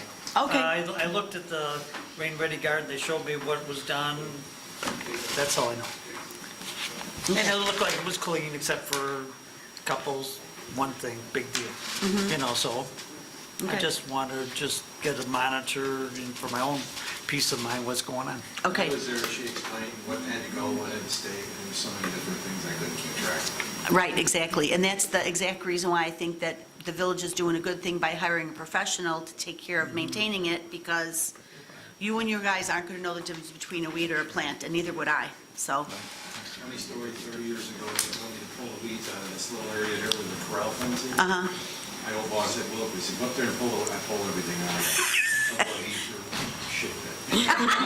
And I said, they all look like weeds to me. It's like when I pulled weeds. Yeah, Joel, that kind of thing's not going to get you out of work around here. It won't. Careful what you ask. Yeah. Oh, back to Reuse-A-Palooza for a minute. Can we put like part of the flyer or something about it like on the front page of the website for a couple of days? So when you open up the village website, that's the picture you see? And put a little bit of information on the front page there? Yes. Thank you. The CRS pre-Loma mailing. Here, I have to find my information now. If I could get my phone to open. It's going to be pretty expensive. 2 pages would have been cheaper. Pardon? 2 pages would have been cheaper. I know, but we have to send a letter. It's going to be three sheets of paper. Oh dear, where did it go? Ah, here it is. Okay, and just to confirm, this is to mail the letters only to those folks on the water bill, on our water billing system, not to every resident in town. So therefore, apartment building tenants would not get the letter, but the apartment building owner would get the letter because there's probably just one water bill for that whole entire building. Correct? Generally, that is a true story. Okay. But my bigger concern is when we have renters who are in homes or condos where we don't know if the water bill is going to the tenant or if it's still going to the property owner. Or is our system set up that it would automatically go to both? I think we just stick to the addresses in the water bill system and we send them out that I know you want to try to hit every single. I'm not worried about every single occupant resident in town, except for, and not even the condos. I'm more concerned about the residential properties that are in a floodplain, especially in, like, not necessarily in the areas of town that don't flood, more particularly in the areas of town that do flood. So, for example, house at the end of my block is right on the creek, and I know that that is a rental. The rental will get it. So, The rental gets it. so does the tenant get it, or does the landlord get it? The tenant's gonna get it. The tenant gets it. Okay. So we would Be fine. just hope that he would give it to the landlord. So is there a way that we could go through our crime-free housing list and just manually send the letters to? There's a way you can do that with the water billing system as well. It has the landlord information as well. Okay. So we can work with the volunteer, anyone, but And I'm we sure could- someone in the office can. We can also put a Pull out notice a list. on the bill to say that we're sending that out and to look for it online. And that way, for sure, you should hit everybody then. Okay. But that wouldn't necessarily go to an owner. Well, of rentals. I thought when we had a renter and an owner, don't we send two copies? If we have a renter and owner, they can both get the bill. They can both, but they don't by They can't. default. They don't. Okay. But they don't by default. They can request that, I think, right? They don't by default, so there might be some that don't. We're going to have to cross-check. Okay. And if there's like a pile that we have to send out manually, I will be happy to, help with that process. I just want to make sure, again, just particularly for those residents, for those properties that are in a floodplain, I really think it's important that the tenant get it and also the property owner needs to get it. So let's move on We can also put to it in that front window too, and reference it that way as well. front window where? Where the cash drawers are and stuff. Oh, got it. Okay, so apparently, this company will use their own window envelopes. I thought we would provide the envelopes, but they said they'll use a number 10 non-window envelope with custom village logo and postage don't know this word, indicia. It was $295. For them to print the Rain Ready flyer on white paper, double-sided, full color was $3,083. To fold and insert was $59. Purchase of the list with mailable village addresses, $250. I don't know why they have to purchase a list. Aren't we giving them the list? We are giving them a list, but they can purchase a list from the post office, which might not be our water bill list, because people might have a Midlothian resident address. So I told them, no, we did not want. Oh, so we don't need that one. Okay. And then there's data management. Includes preparing purchase list for mailing. Okay, so that's $750 we don't have to spend. Because if we're going to give them our water bill file, we don't have to pay the $250 to purchase the mailable list, and we don't have to pay them $500 for data management. No, $500 we do have to, Yeah. We do? Still have to do that. Why is that? because there's a certain, they included some things under that data management. Well, then maybe the data management can go, maybe we can negotiate that number a little bit. Because it says here, includes preparing purchase list for mailing, NCOA/CASS certified file sorting for postage discount, laser imaging of addresses onto the envelope, folding of rain-ready flyer, assembly of items into the envelope, traying and delivery to the Carroll Stream Post Office. Can you forward that to the board and we can hammer this out? And actually, Kathy, I'm still waiting, as you know, you reached out to me yesterday. I'm Right. still waiting for word from Dawn Thompson at Center for Neighborhood Technology, because they may be able to do the printing. Right. So the total cost of all of this, which includes the $250 for purchasing the list, was like $4,187, plus postage. Postage is $37, or 37 cents each. So it's $4,100 plus. Okay? But that includes them doing the Rain Ready flyer. So I will forward this to everybody. I just didn't get a chance to do that before the meeting. I wanted just to get that number out there so you were aware of it. And we will discuss this again because we're still waiting to hear from CNT if they're going to be able to do the printing. Well, of the Rain Ready they flyer. did make a commitment, I just don't know to what extent. Okay. And I reached out to Dawn twice, and she was out of the office. One of the reasons I didn't get a response was she had been out in the field, so, and, every week I ask CNT for something else, so I try not to bug them too much. Right. Can I ask a question? Maybe this is something we should add to the agenda for next week to discuss, because I know we're talking about sending out these mailings, and I know you're working with getting it done. Maybe while we're doing this, we should move forward with the initial study that we've already approved. I would agree.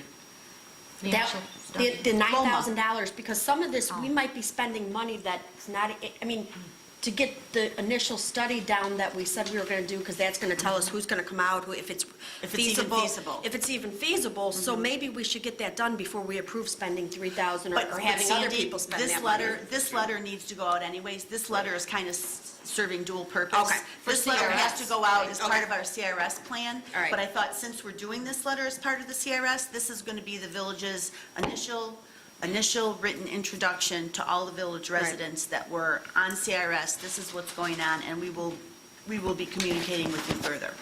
And I think the original intent, after we adopted the Rain Ready plan, was to distribute the Citizens Guide Yes. to every resident.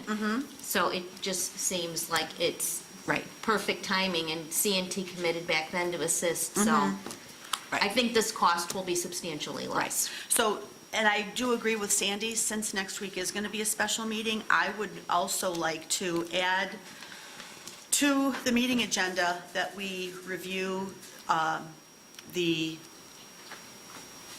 Loma bid that we had received, and, because if you remember, one of the line items, as Sandy mentioned, was to do the preliminary study, and the cost for that was like $9,000. So we need to do that anyway, so why don't we move forward with that? I believe it was going to be reviewed by CNT, and actually Robinson, I believe, by what you wanted, Mayor, is that right? Yeah, Is that right? I would And think that Robinson, would be a great idea. And Robinson- actually, we forgot talked the- about this at Rain Ready. We sent it to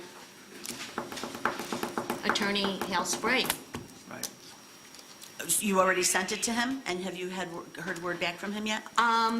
Not, Anna Wolf touched on it briefly at last week's meeting. I don't have anything in writing. So I think it'll be premature until Robinson has had an opportunity. Okay. And I get something in writing from Attorney Sprague. Okay. And to solidify the rollout also, right? Right. I think we should solidify the rollout of it. If it does come to fruition, Right. we know what we're doing. Yeah, I think it'd be premature to approve it until we have all of those items in place. What other items have to be in place Well, besides? Robinson has it, and we get something from, because Attorney Sprague. Does Engineer Nagel have a copy of it? No, they don't have it. We just talked today, they never got it. Okay, then someone needs to forward it to them, and then we Which have to will be follow done. up with CNT then. I will. Okay. And that's all I have. Thank you, ma'am. Thank you. Trustee Gillis? Yes, Mayor, just a couple of things. We had a donation that Jennifer, the director of Midlothian Library, she has been graciously storing for us. These items actually came from Keystone Cafe. They were pictures that were hanging up in there over the years. And when the new owner took over, he graciously donated them to the Historical Society. Jennifer had them in her office. I picked them up actually yesterday. Along with those items, there were a lot of the 4x4, 3x3 pictures. What we're going to do is replace some of the pictures. They're identical pictures that are hanging up that are 8x10s. So we'll replace those. What we're going to do is repair some of the frames. They're chipped. They need to be repainted, repaired a little bit before I hang them up. And with that, they'll be inventoried, and we'll be taking some of the identical pictures down, and we're going to find a home somewhere in the village hall here to hang some of these identical pictures up. So we're going to start displaying them. I know that we have some plans for projectors in the village chambers here. So we're going to find spots where they're not going to interrupt any additional things that will be going on. We may utilize the meeting room walls or even some space within the village. If we have pictures that are police-related, fire-related, public works, we may see if we have some areas that are common areas that we can display these instead of just having them sit in a binder or in a box. You know, I think it's to our advantage to have them displayed where people can see them. So we're very thankful for Blueberry Hill and the owners for hanging on to them. They weren't sure what they were going to do to them, so Mrs. Morowski played an important part. I know that every time that we went in there, I know my father was bugging them and asking what they were doing, so I'm glad that they were gracious enough to hang on to them and give them to us. Along with those items, there are also items from the Morowski family. Former Mayor Morowski and Mrs. Morowski had a bunch of past golf outing items that they donated. So those were boxed up and they are now over at the Historical Society. We're going to find homes for them. There's a lot of very nice items, including there's some items that were from St. Christopher, some hats, some blankets, some stuff like that. So again, everything will be itemized and we'll find a home for them, and I'm very glad to have them. We do have a couple other residents that are graciously donating some items. I haven't had a chance to pick them up yet, but it's nice to see that people want to add items. You know, since we had the 90th birthday celebration, I think the word got out and they're more willing to add things to the society, and with the volunteers that helped renovate it, I think we're going to start changing things around and adding some new looks to it. And we are still looking for additional volunteers to help out there. I'm thankful for the committee people that are doing the work there now on Wednesdays, that we're going to get this inventory done, and that's going to be a big help for us. And we're still utilizing the facility for different venues, so that's great to hear too. With that, we have the police report, or fire department report for the month of September. They had a total of 220 calls for the month. 155 of them were emergency response calls. That brings the year-to-date call total to 1,829 total calls. They had a billing total for the month of $110,780. They collected $22,872 roughly. Year-to-date, they billed roughly just under $500,000, and they collected, received approximately $151,298,000. During the month, they completed 753 hours of man-hour response. Total man-hours extended for the month was 1,576.28 hours. During the month, they also used approximately 380 gallons of gas. We paid 225 gallons of gas for the month, which is a great price. We used approximately 300 gallons of diesel fuel at a cost of 235 gallons a month. And that is all I have. Thank you, sir. Trustee Iden. Thank you, Mayor. I also have just a few items. Kayla from the Horton Group will be conducting insurance renewal meetings on November 2nd and November 6th for employees.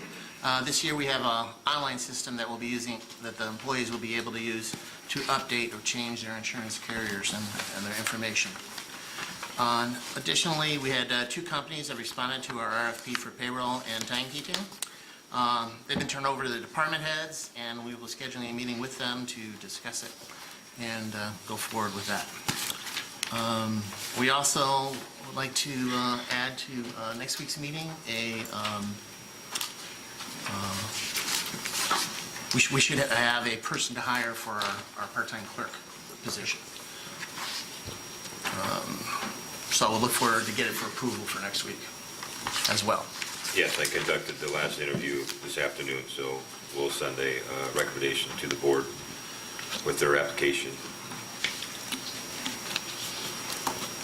All right, well then, that's it for me. Thank you.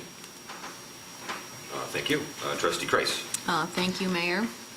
I'm going to read a letter that I read at our committee meeting last week, but I think it bears reading again because it's so important, and I'd like the department heads to hear about this.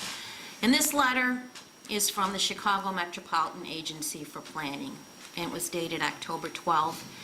And it states, "Dear Trustee Kreis, thank you for your recent application to the Local Technical Assistance Program on behalf of the Village of Midlothian. I am pleased to inform you that your application for assistance to develop a stormwater management plan has been successful. Please note, however, that CMAP's ability to pursue this project is contingent upon securing funding from Cook County's CDBG-DR program. Discussions with the county on this matter are well underway. In the event that this funding is not secured, CMAP would need to reconsider its ability to fund this project. A member of our staff will be contacting you soon to discuss the next steps in launching this planning process. The agency will be publicizing the event. They provided a press release. We look forward to a meeting with you to begin setting a scope, strategy, and timeline for this collaboration. Congratulations on submitting a successful project. Sincerely, Joseph C. Zabo, Executive Director." So we submitted an LTA, Local Technical Assistance Application, to do a stormwater infrastructure needs study on our stormwater. Joe, this is going to save us a lot of money. So what CMAP will do is engage an engineering firm just like they did on our prior local technical assistance program. They engaged a professional engineering firm to do this study. I did talk to Tony Mano, who's confident the funding will come through. I did get a congratulatory email from Kate Vasic saying she was looking forward to working with the Rain Ready team and with you, Joe. And then I sent a thank you to the Center for Neighborhood Technology because Anna Wolf helped write this application. It was a collaborative effort. It was a lot of work. And Linda Young, who is the acting executive director of the Center for Neighborhood Technology, responded, "Congratulations. We are happy to see this exciting outcome from our collective efforts.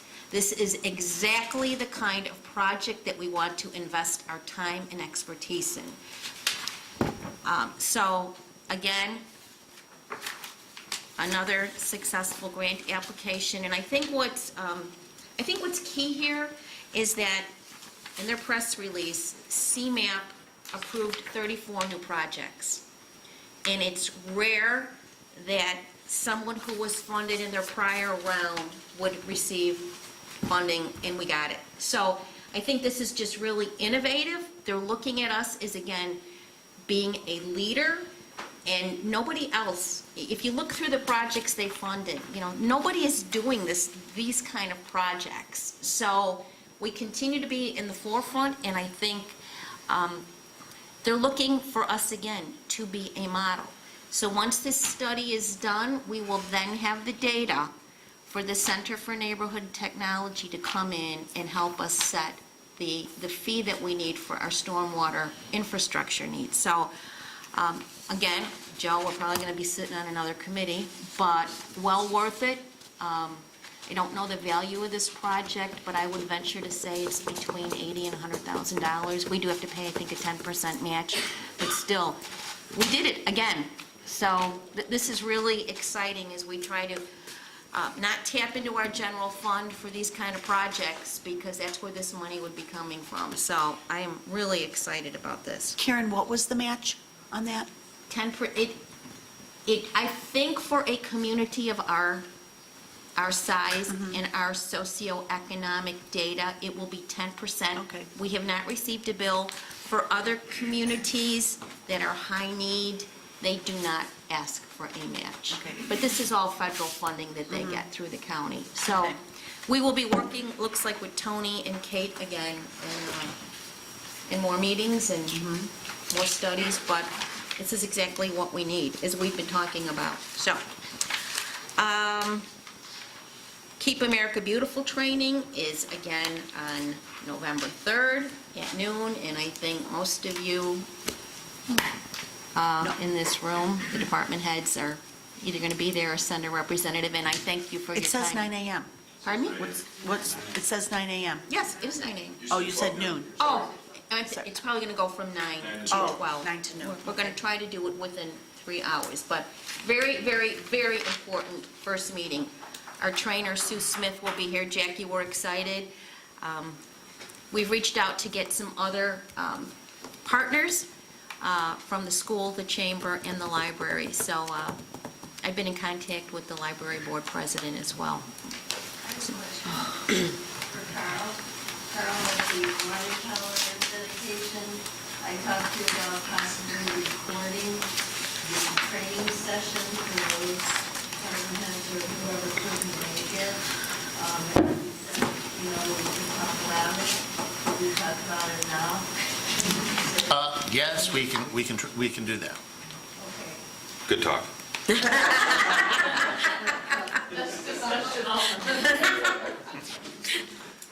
So we are going to do that. Yes, we are going to do that. Okay. Okay, so that's where we... Karen, did you get someone from Bremen to participate? Is that what I you're talking reached out to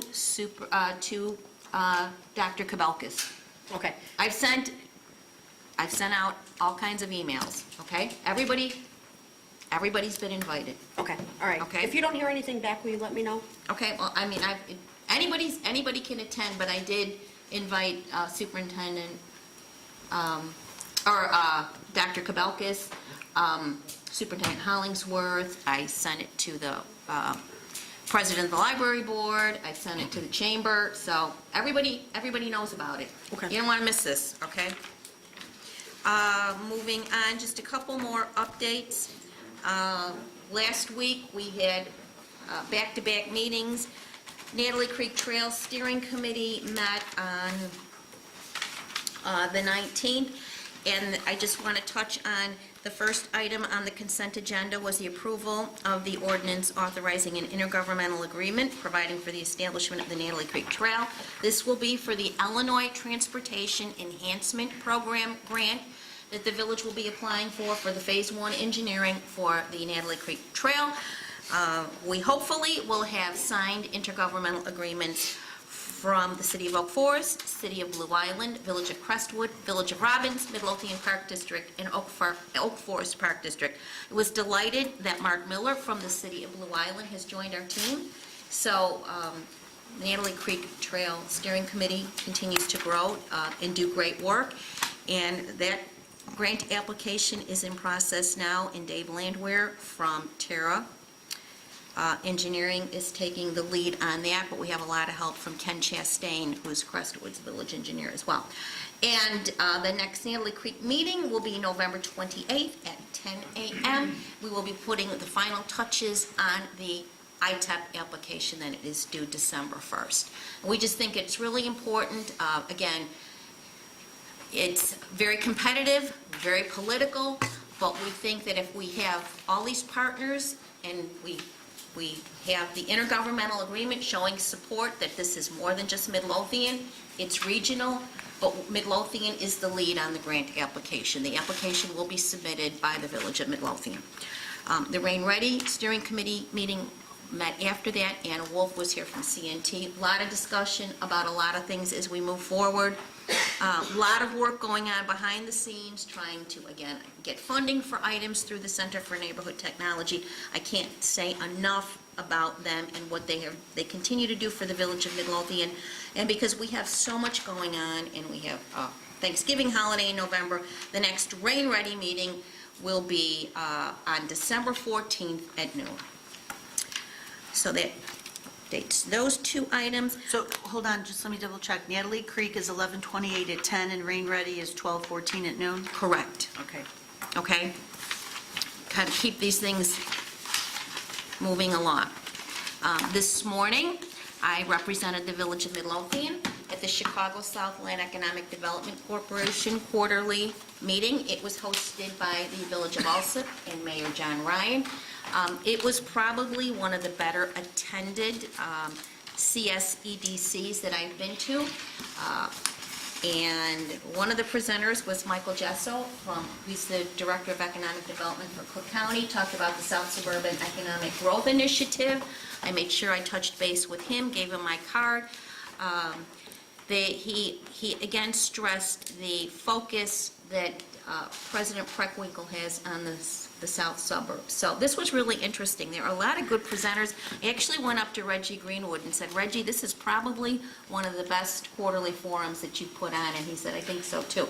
And there were just a great deal of people there, and I talked to a whole lot of people, and I'm going to have lunch with the Economic Development Director from Oak Forest, who is on our Natalie Creek Trail Steering Committee too. So he wants to talk about continued collaboration on our shared corridor of Cicero.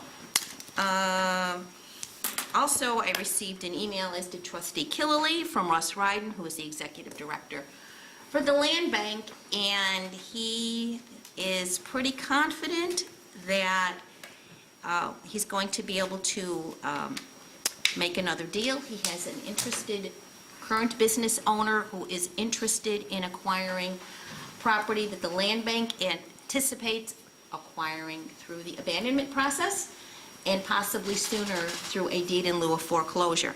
So I'm trying to now set up a time to meet and hopefully have some abandoned properties purchased by a current business owner through the South Suburban Land Bank. So it would be a win-win for the Land Bank, for Midlothian, and for this individual to hopefully expand the business. So I'll keep you posted, hopefully having a meeting sometime next week.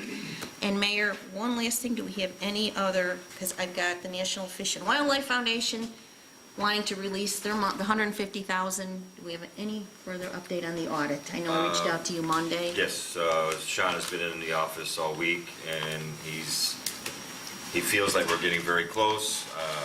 He can't give me an exact date because he still has to send it to Matt, I believe his name is, for final review, but he's very, very close to getting a draft audit to us, so he just didn't want to,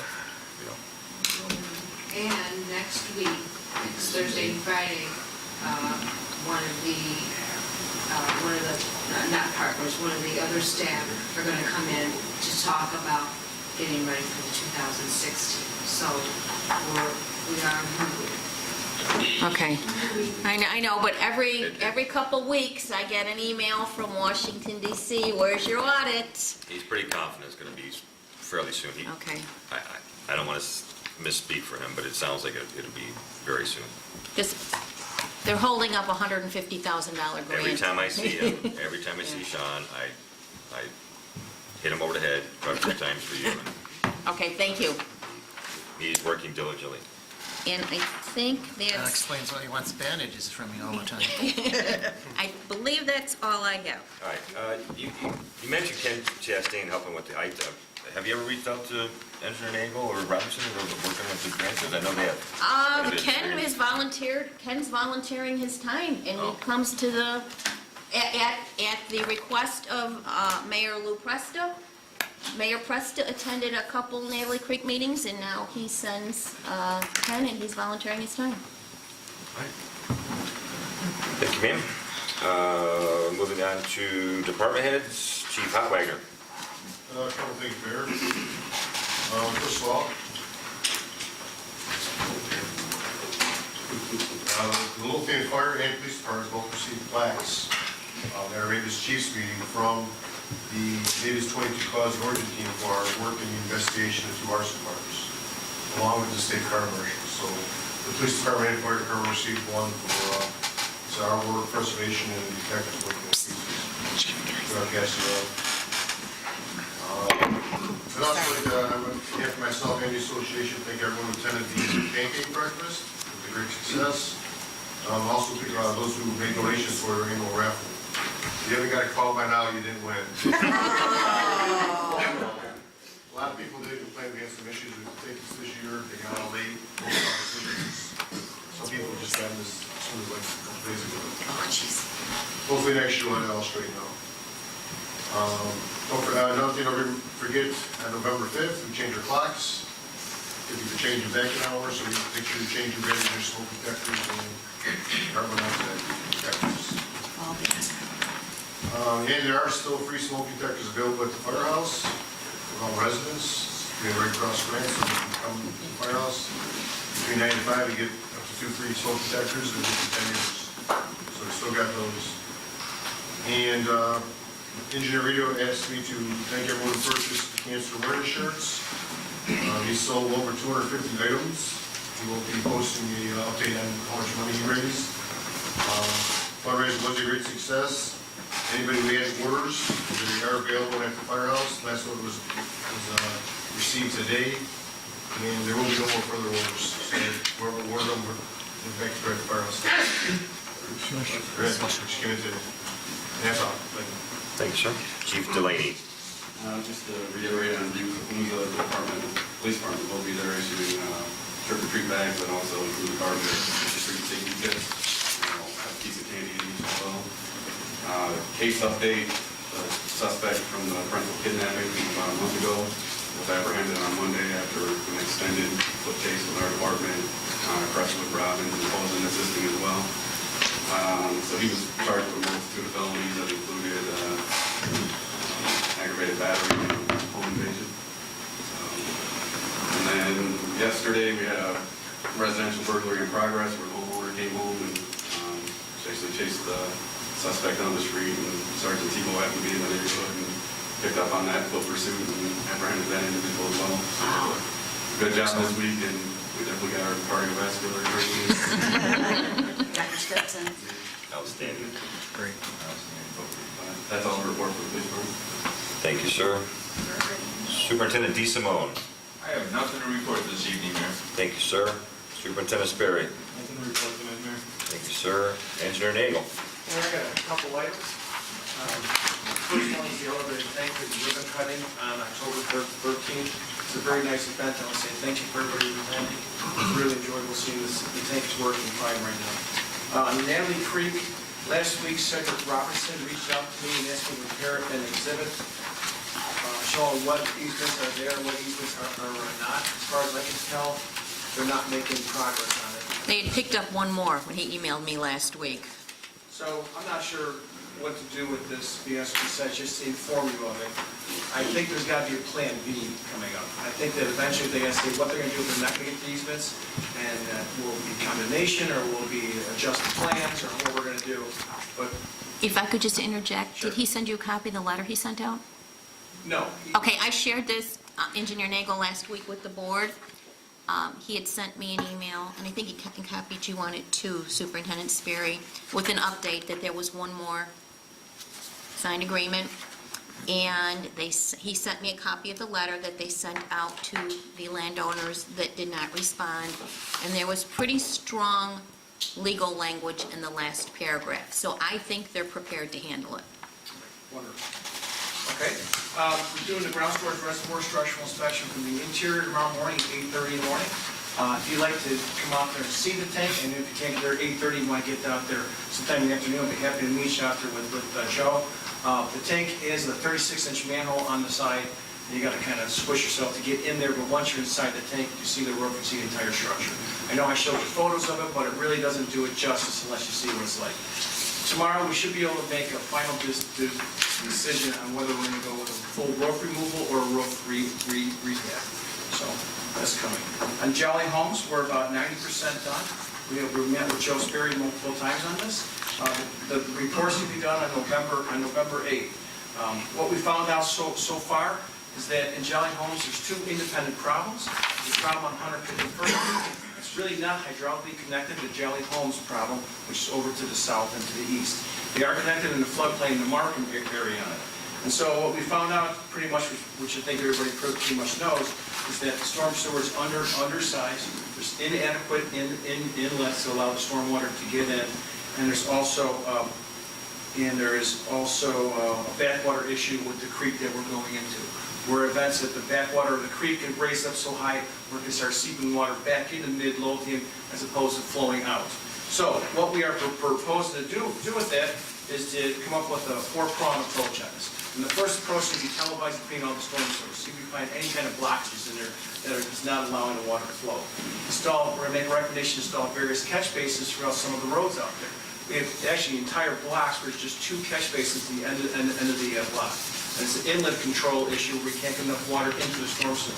This is occurring on the minor storms, the 2-year and the 5-year storms. Anything above the 5-year storm is going to wash itself out.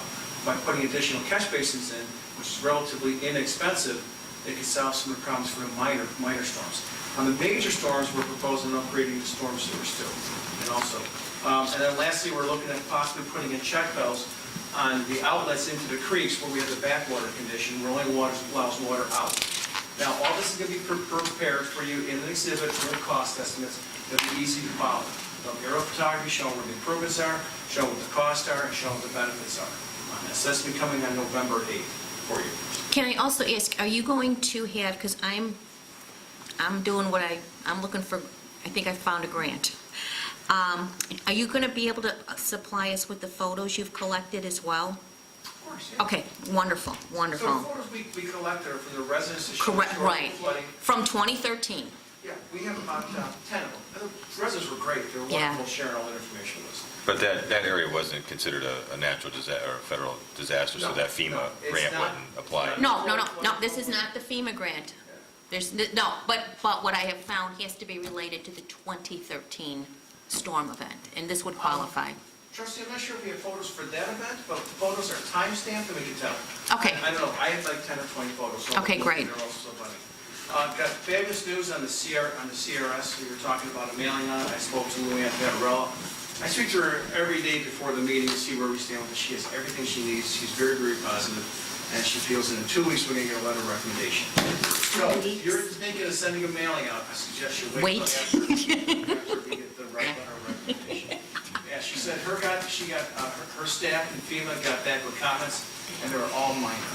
And they said, Joe and Billy and you and everybody's been working really hard to address them, so it wasn't painful as I thought it was going to be. No. And it was pretty Jackie, darn good. the pig is flying. Rubber necklace. The RTA CMAC grant is on letting for January 19th of 2018, and it's going according to plan. We're going to award it sometime in March, and it'll start sometime in springtime. The CDBG project. So I put on your desk a picture showing where possible location of rain gardens can go.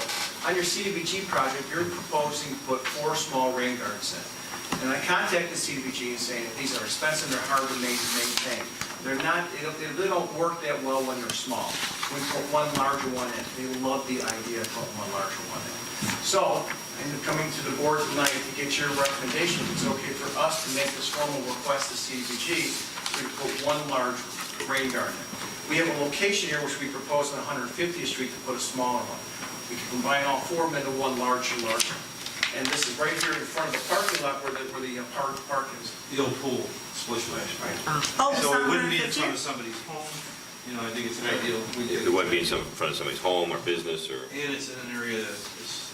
has a lot of water runoff. Right, and you can see there's a little drainage swale here coming out toward the road. We can pick up all that, have a sit in the rain garden and percolate out. It seems like an excellent spot for it, and if you're okay with it, we'd like to make a formal request to the county so that we can change it from 4 small rain gardens to 1 large rain garden. And actually, we would probably capture more rain, what I know from writing all these grants, we would capture more rainwater probably in this one garden. It would be much easier to maintain.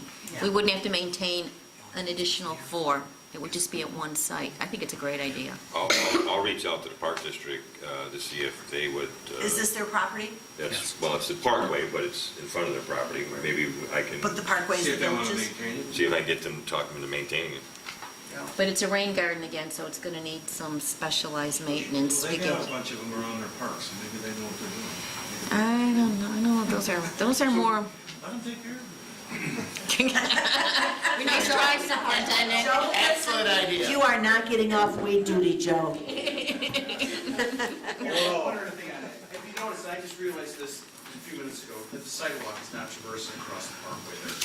When we have the CDBG job and we're improving the roadway there, I don't know if we included the cost for the sidewalk. So typically what happens is that we overestimate the construction costs in the beginning until the design's done. If you kind of want to sweeten the pot for them, we could put the sidewalk across and take over maintenance of this, that'd be wonderful.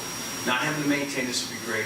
I mean, we could put a nice sign dedicated to them, to the village and CDBG, and then we get this walkway going around too, because now the residents are forced to go out to the road on it, so. Yeah, and every opportunity we can connect sidewalks. Yeah, there's a lot of little gaps in town, which is kind of strange. Too many, yeah. Great idea. So if you're okay with it, I will ask CDBG if we could combine them all into one. Perfect. Okay, thank you. Great idea. Is that it? Treasurer Britton? Nothing to report. Sure. All right. Attorney Valdez? Briefly, I hope by the next time the board meets to have news of either the settlement of two of the cases that we are currently involved in litigation, and while looking through the village code for other things, I came across a reality that is problematic for us, and that is that the village has not revised its administrative adjudication process since becoming home rule. And what that means is that we are not taking full advantage of the authorities and the powers to enforce our municipal code, as well as our building code, as well as every other item that we enforce under our administrative adjudication. That is going to require either a choice of two things, either a major rewrite of the village code with regard to the administrative adjudication process, which would mean to repeal our old one that applied for non-home rules and replace it with a new one that would govern home rule municipalities, or to have me try and patch it up by taking out little sections of the administrative adjudication that would match up with home rule powers as opposed to non-home rule powers. But that is a choice that I will be bringing to the village board soon. That's it. Thank you, sir.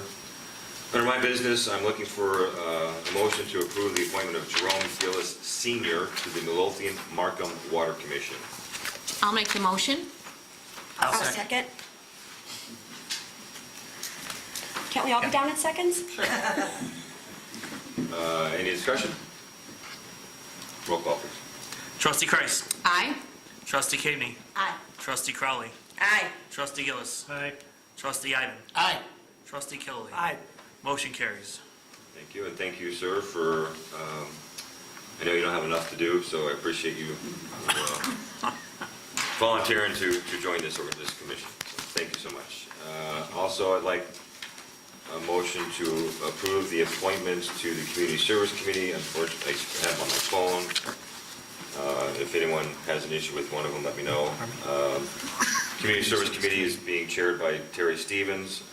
He's got a heavy hitter list of people here. He wants to appoint Otis Lang, Bremen High School Restorative Justice Program, Alan Kickert, Sheriff Deputy True Youth Commitment to Service Award, Midlothian resident, Marcia Amaron from 143, District 143, Angela Zub from the Midlothian Park District, and Jennifer Control from the Midlothian Library, and Jen Chastain. So I'm looking for a motion to approve all those to be on the Community Service Committee, and their first meeting is tomorrow. May I ask what the Community Service Committee, what their mission is? They are trying to create and promote programs that will give our youth community service hours, keep them involved, keep them out of trouble, keep them community service. Okay, so it's more of a youth program? Could be. It's a youth program? No, it's a community service. It's going to provide services for, eventually for everyone, but their, big focus is going to be on the kids and the high schoolers, and that's why you got Dean Lane on here, and of course Alan Kicker. He received one of those awards earlier when he was younger. So yeah, it's We've had this committee in the past. Okay. Who's the liaison? I'd like to volunteer. I would too. If we could work together. Made that appointment way back when? Okay, well, then, after we make this approval, then Did I get a motion? No. I'll motion. Second? Second? Okay. Roll call? Trustee Kami. Aye. Trustee Crawley. Aye. Trustee Gillis. Aye. Trustee Ivan. Aye. Trustee Killily. Aye. Trustee Kreis. Aye. Motion carries. And I am appointing trustee Jerome Gillis to be the trustee liaison to the community service committee. No vote necessary. I'm looking for a motion to approve the salary increase for Deputy Fire Chief Joe McClellan as per agreement that we discussed last week at committee meeting. I'll make the motion. I'll second. Any discussion? We need roll calls on these? Yes. Yeah, it's mine. Roll call, please. Trustee Kreis. Aye. Trustee Kami. Aye. Trustee Crawley. Aye. Trustee Gillis. Aye. Trustee Ivan. Aye. Trustee Killily. Aye. Motion carries. I am looking for a motion to approve the salary increase for the building department superintendent, William D. Simone, as we discussed last week at committee. I'll make the motion. I'll second. Any discussion? Roll call, please. Trustee Kami. Aye. Trustee Killily. Aye. Trustee Crawley. Aye. Trustee Gillis. Nay. Trustee Ivan. Aye. Trustee Kreis. Aye. Motion carries. Thank you. Let's see, Stag High School Music Boosters. They would like me to let you know, sorry. They are having Art for the Season, an Art and Crafts Festival, November 11th and November 12th. I'm assuming at Stag High School, 111th and Roberts Road. $2 adult admission for the show. If anybody wants the information, I have it up here. You already talked about the library doing the climate change impacts. Is anyone interested in going to Ingalls Hospital for the kickoff breakfast for Development Foundation Community Grant Program? Why are you looking at me? I looked at everyone. I looked at everyone. Well, and Maggie's laughing. One more meeting for me to go to?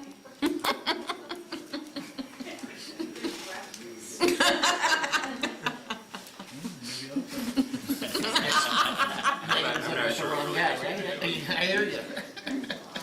I was reached out to by Rita Sarney, the Friends of the Library event coordinator, and would like the village to entertain the idea of putting a little free library out in front of Village Hall. I told her it was an outstanding idea. After seeing the one at the Park District, I just think it's a great idea, and I think we should go for it. And I believe you are working on a grant. We're hoping we can win like a lotto kind of thing that they're doing with Lieutenant coordination. Amrine actually working on the grant opportunity. Outstanding. But yeah, our thought was to put it outside Village Hall and just making sure it's safe, the books that we put in there, but Lieutenant Amrine ended up granting the funding for it. Then there's a second piece to it, right? Rita, I'll get the permit for you. And that There would was be a the second fourth piece. one, correct? That would be the third. Wasn't there a reading piece? No, we have one. The metro station and the, Park District. those are the Friends of the Library. Okay, but we do have one in front of a private residence. Right, and there's another one that's on the map, that's the other side of Cicero. And that, anybody can put one up, actually, you know, it's, they're ours. And that is all I have. Great idea. That's all I have. So you'll let us know the status of that, and we'll, Right, if it has to happen in the spring, it'll have to happen in the spring, but yeah, it's nothing that would go in. before, okay. Clerk Moscow? Just two short updates. We did have a request for a block party, however, we did not actually receive the request, so that item will not be voted on this evening. I did want to give an update on the minutes, as the trustees know, and I know trustee Kreis definitely knows, because as usual, she's provided a number of updates. Mrs. Kalaki has been burning up the printers and software to get minutes done. I think at this pace, we should find ourselves in a fully up-to-date position likely by the end of November for the board meeting. So I do appreciate your help and your patience and in reading the minutes and reviewing them. Last Saturday, I think when I sent out 2 sets, I thought that was going to be all we would be asking the board to review. And lo and behold, by dinner time Saturday, Mrs. Klecki had another set. So that's why you received 2 emails this week. But thank you for your help with that. Just enjoyable reading, and I'm sure All Deputy 24 Clerk pages. Kalaki just loves those emails she gets from me. And I was talking to her yesterday, I believe we're almost done with October's meetings, August? We are done with August. There was no 5th week. So we're only, September. We have September and Wait, we still have to get the meet, still more than a month, no. three meetings a month, 3 meetings a week as And as we did this 4-hour week. meetings. And 4-hour meetings. I It's a think. lot of talking. I think by the second meeting in November, we should be entirely covered. It just means that there will be more light, enjoyable reading for your weekends coming your way. looking forward to it. That's all I have. Yes. And executive session. Huh? Executive session. Yeah, I know. At this time, I'm looking for a motion to go to closed session to discuss employment, compensation, discipline of a specific employee. A brief executive, closed session. I'll make the motion. I'll second. All in favor? Aye. All opposed? There will be no further action after closed session.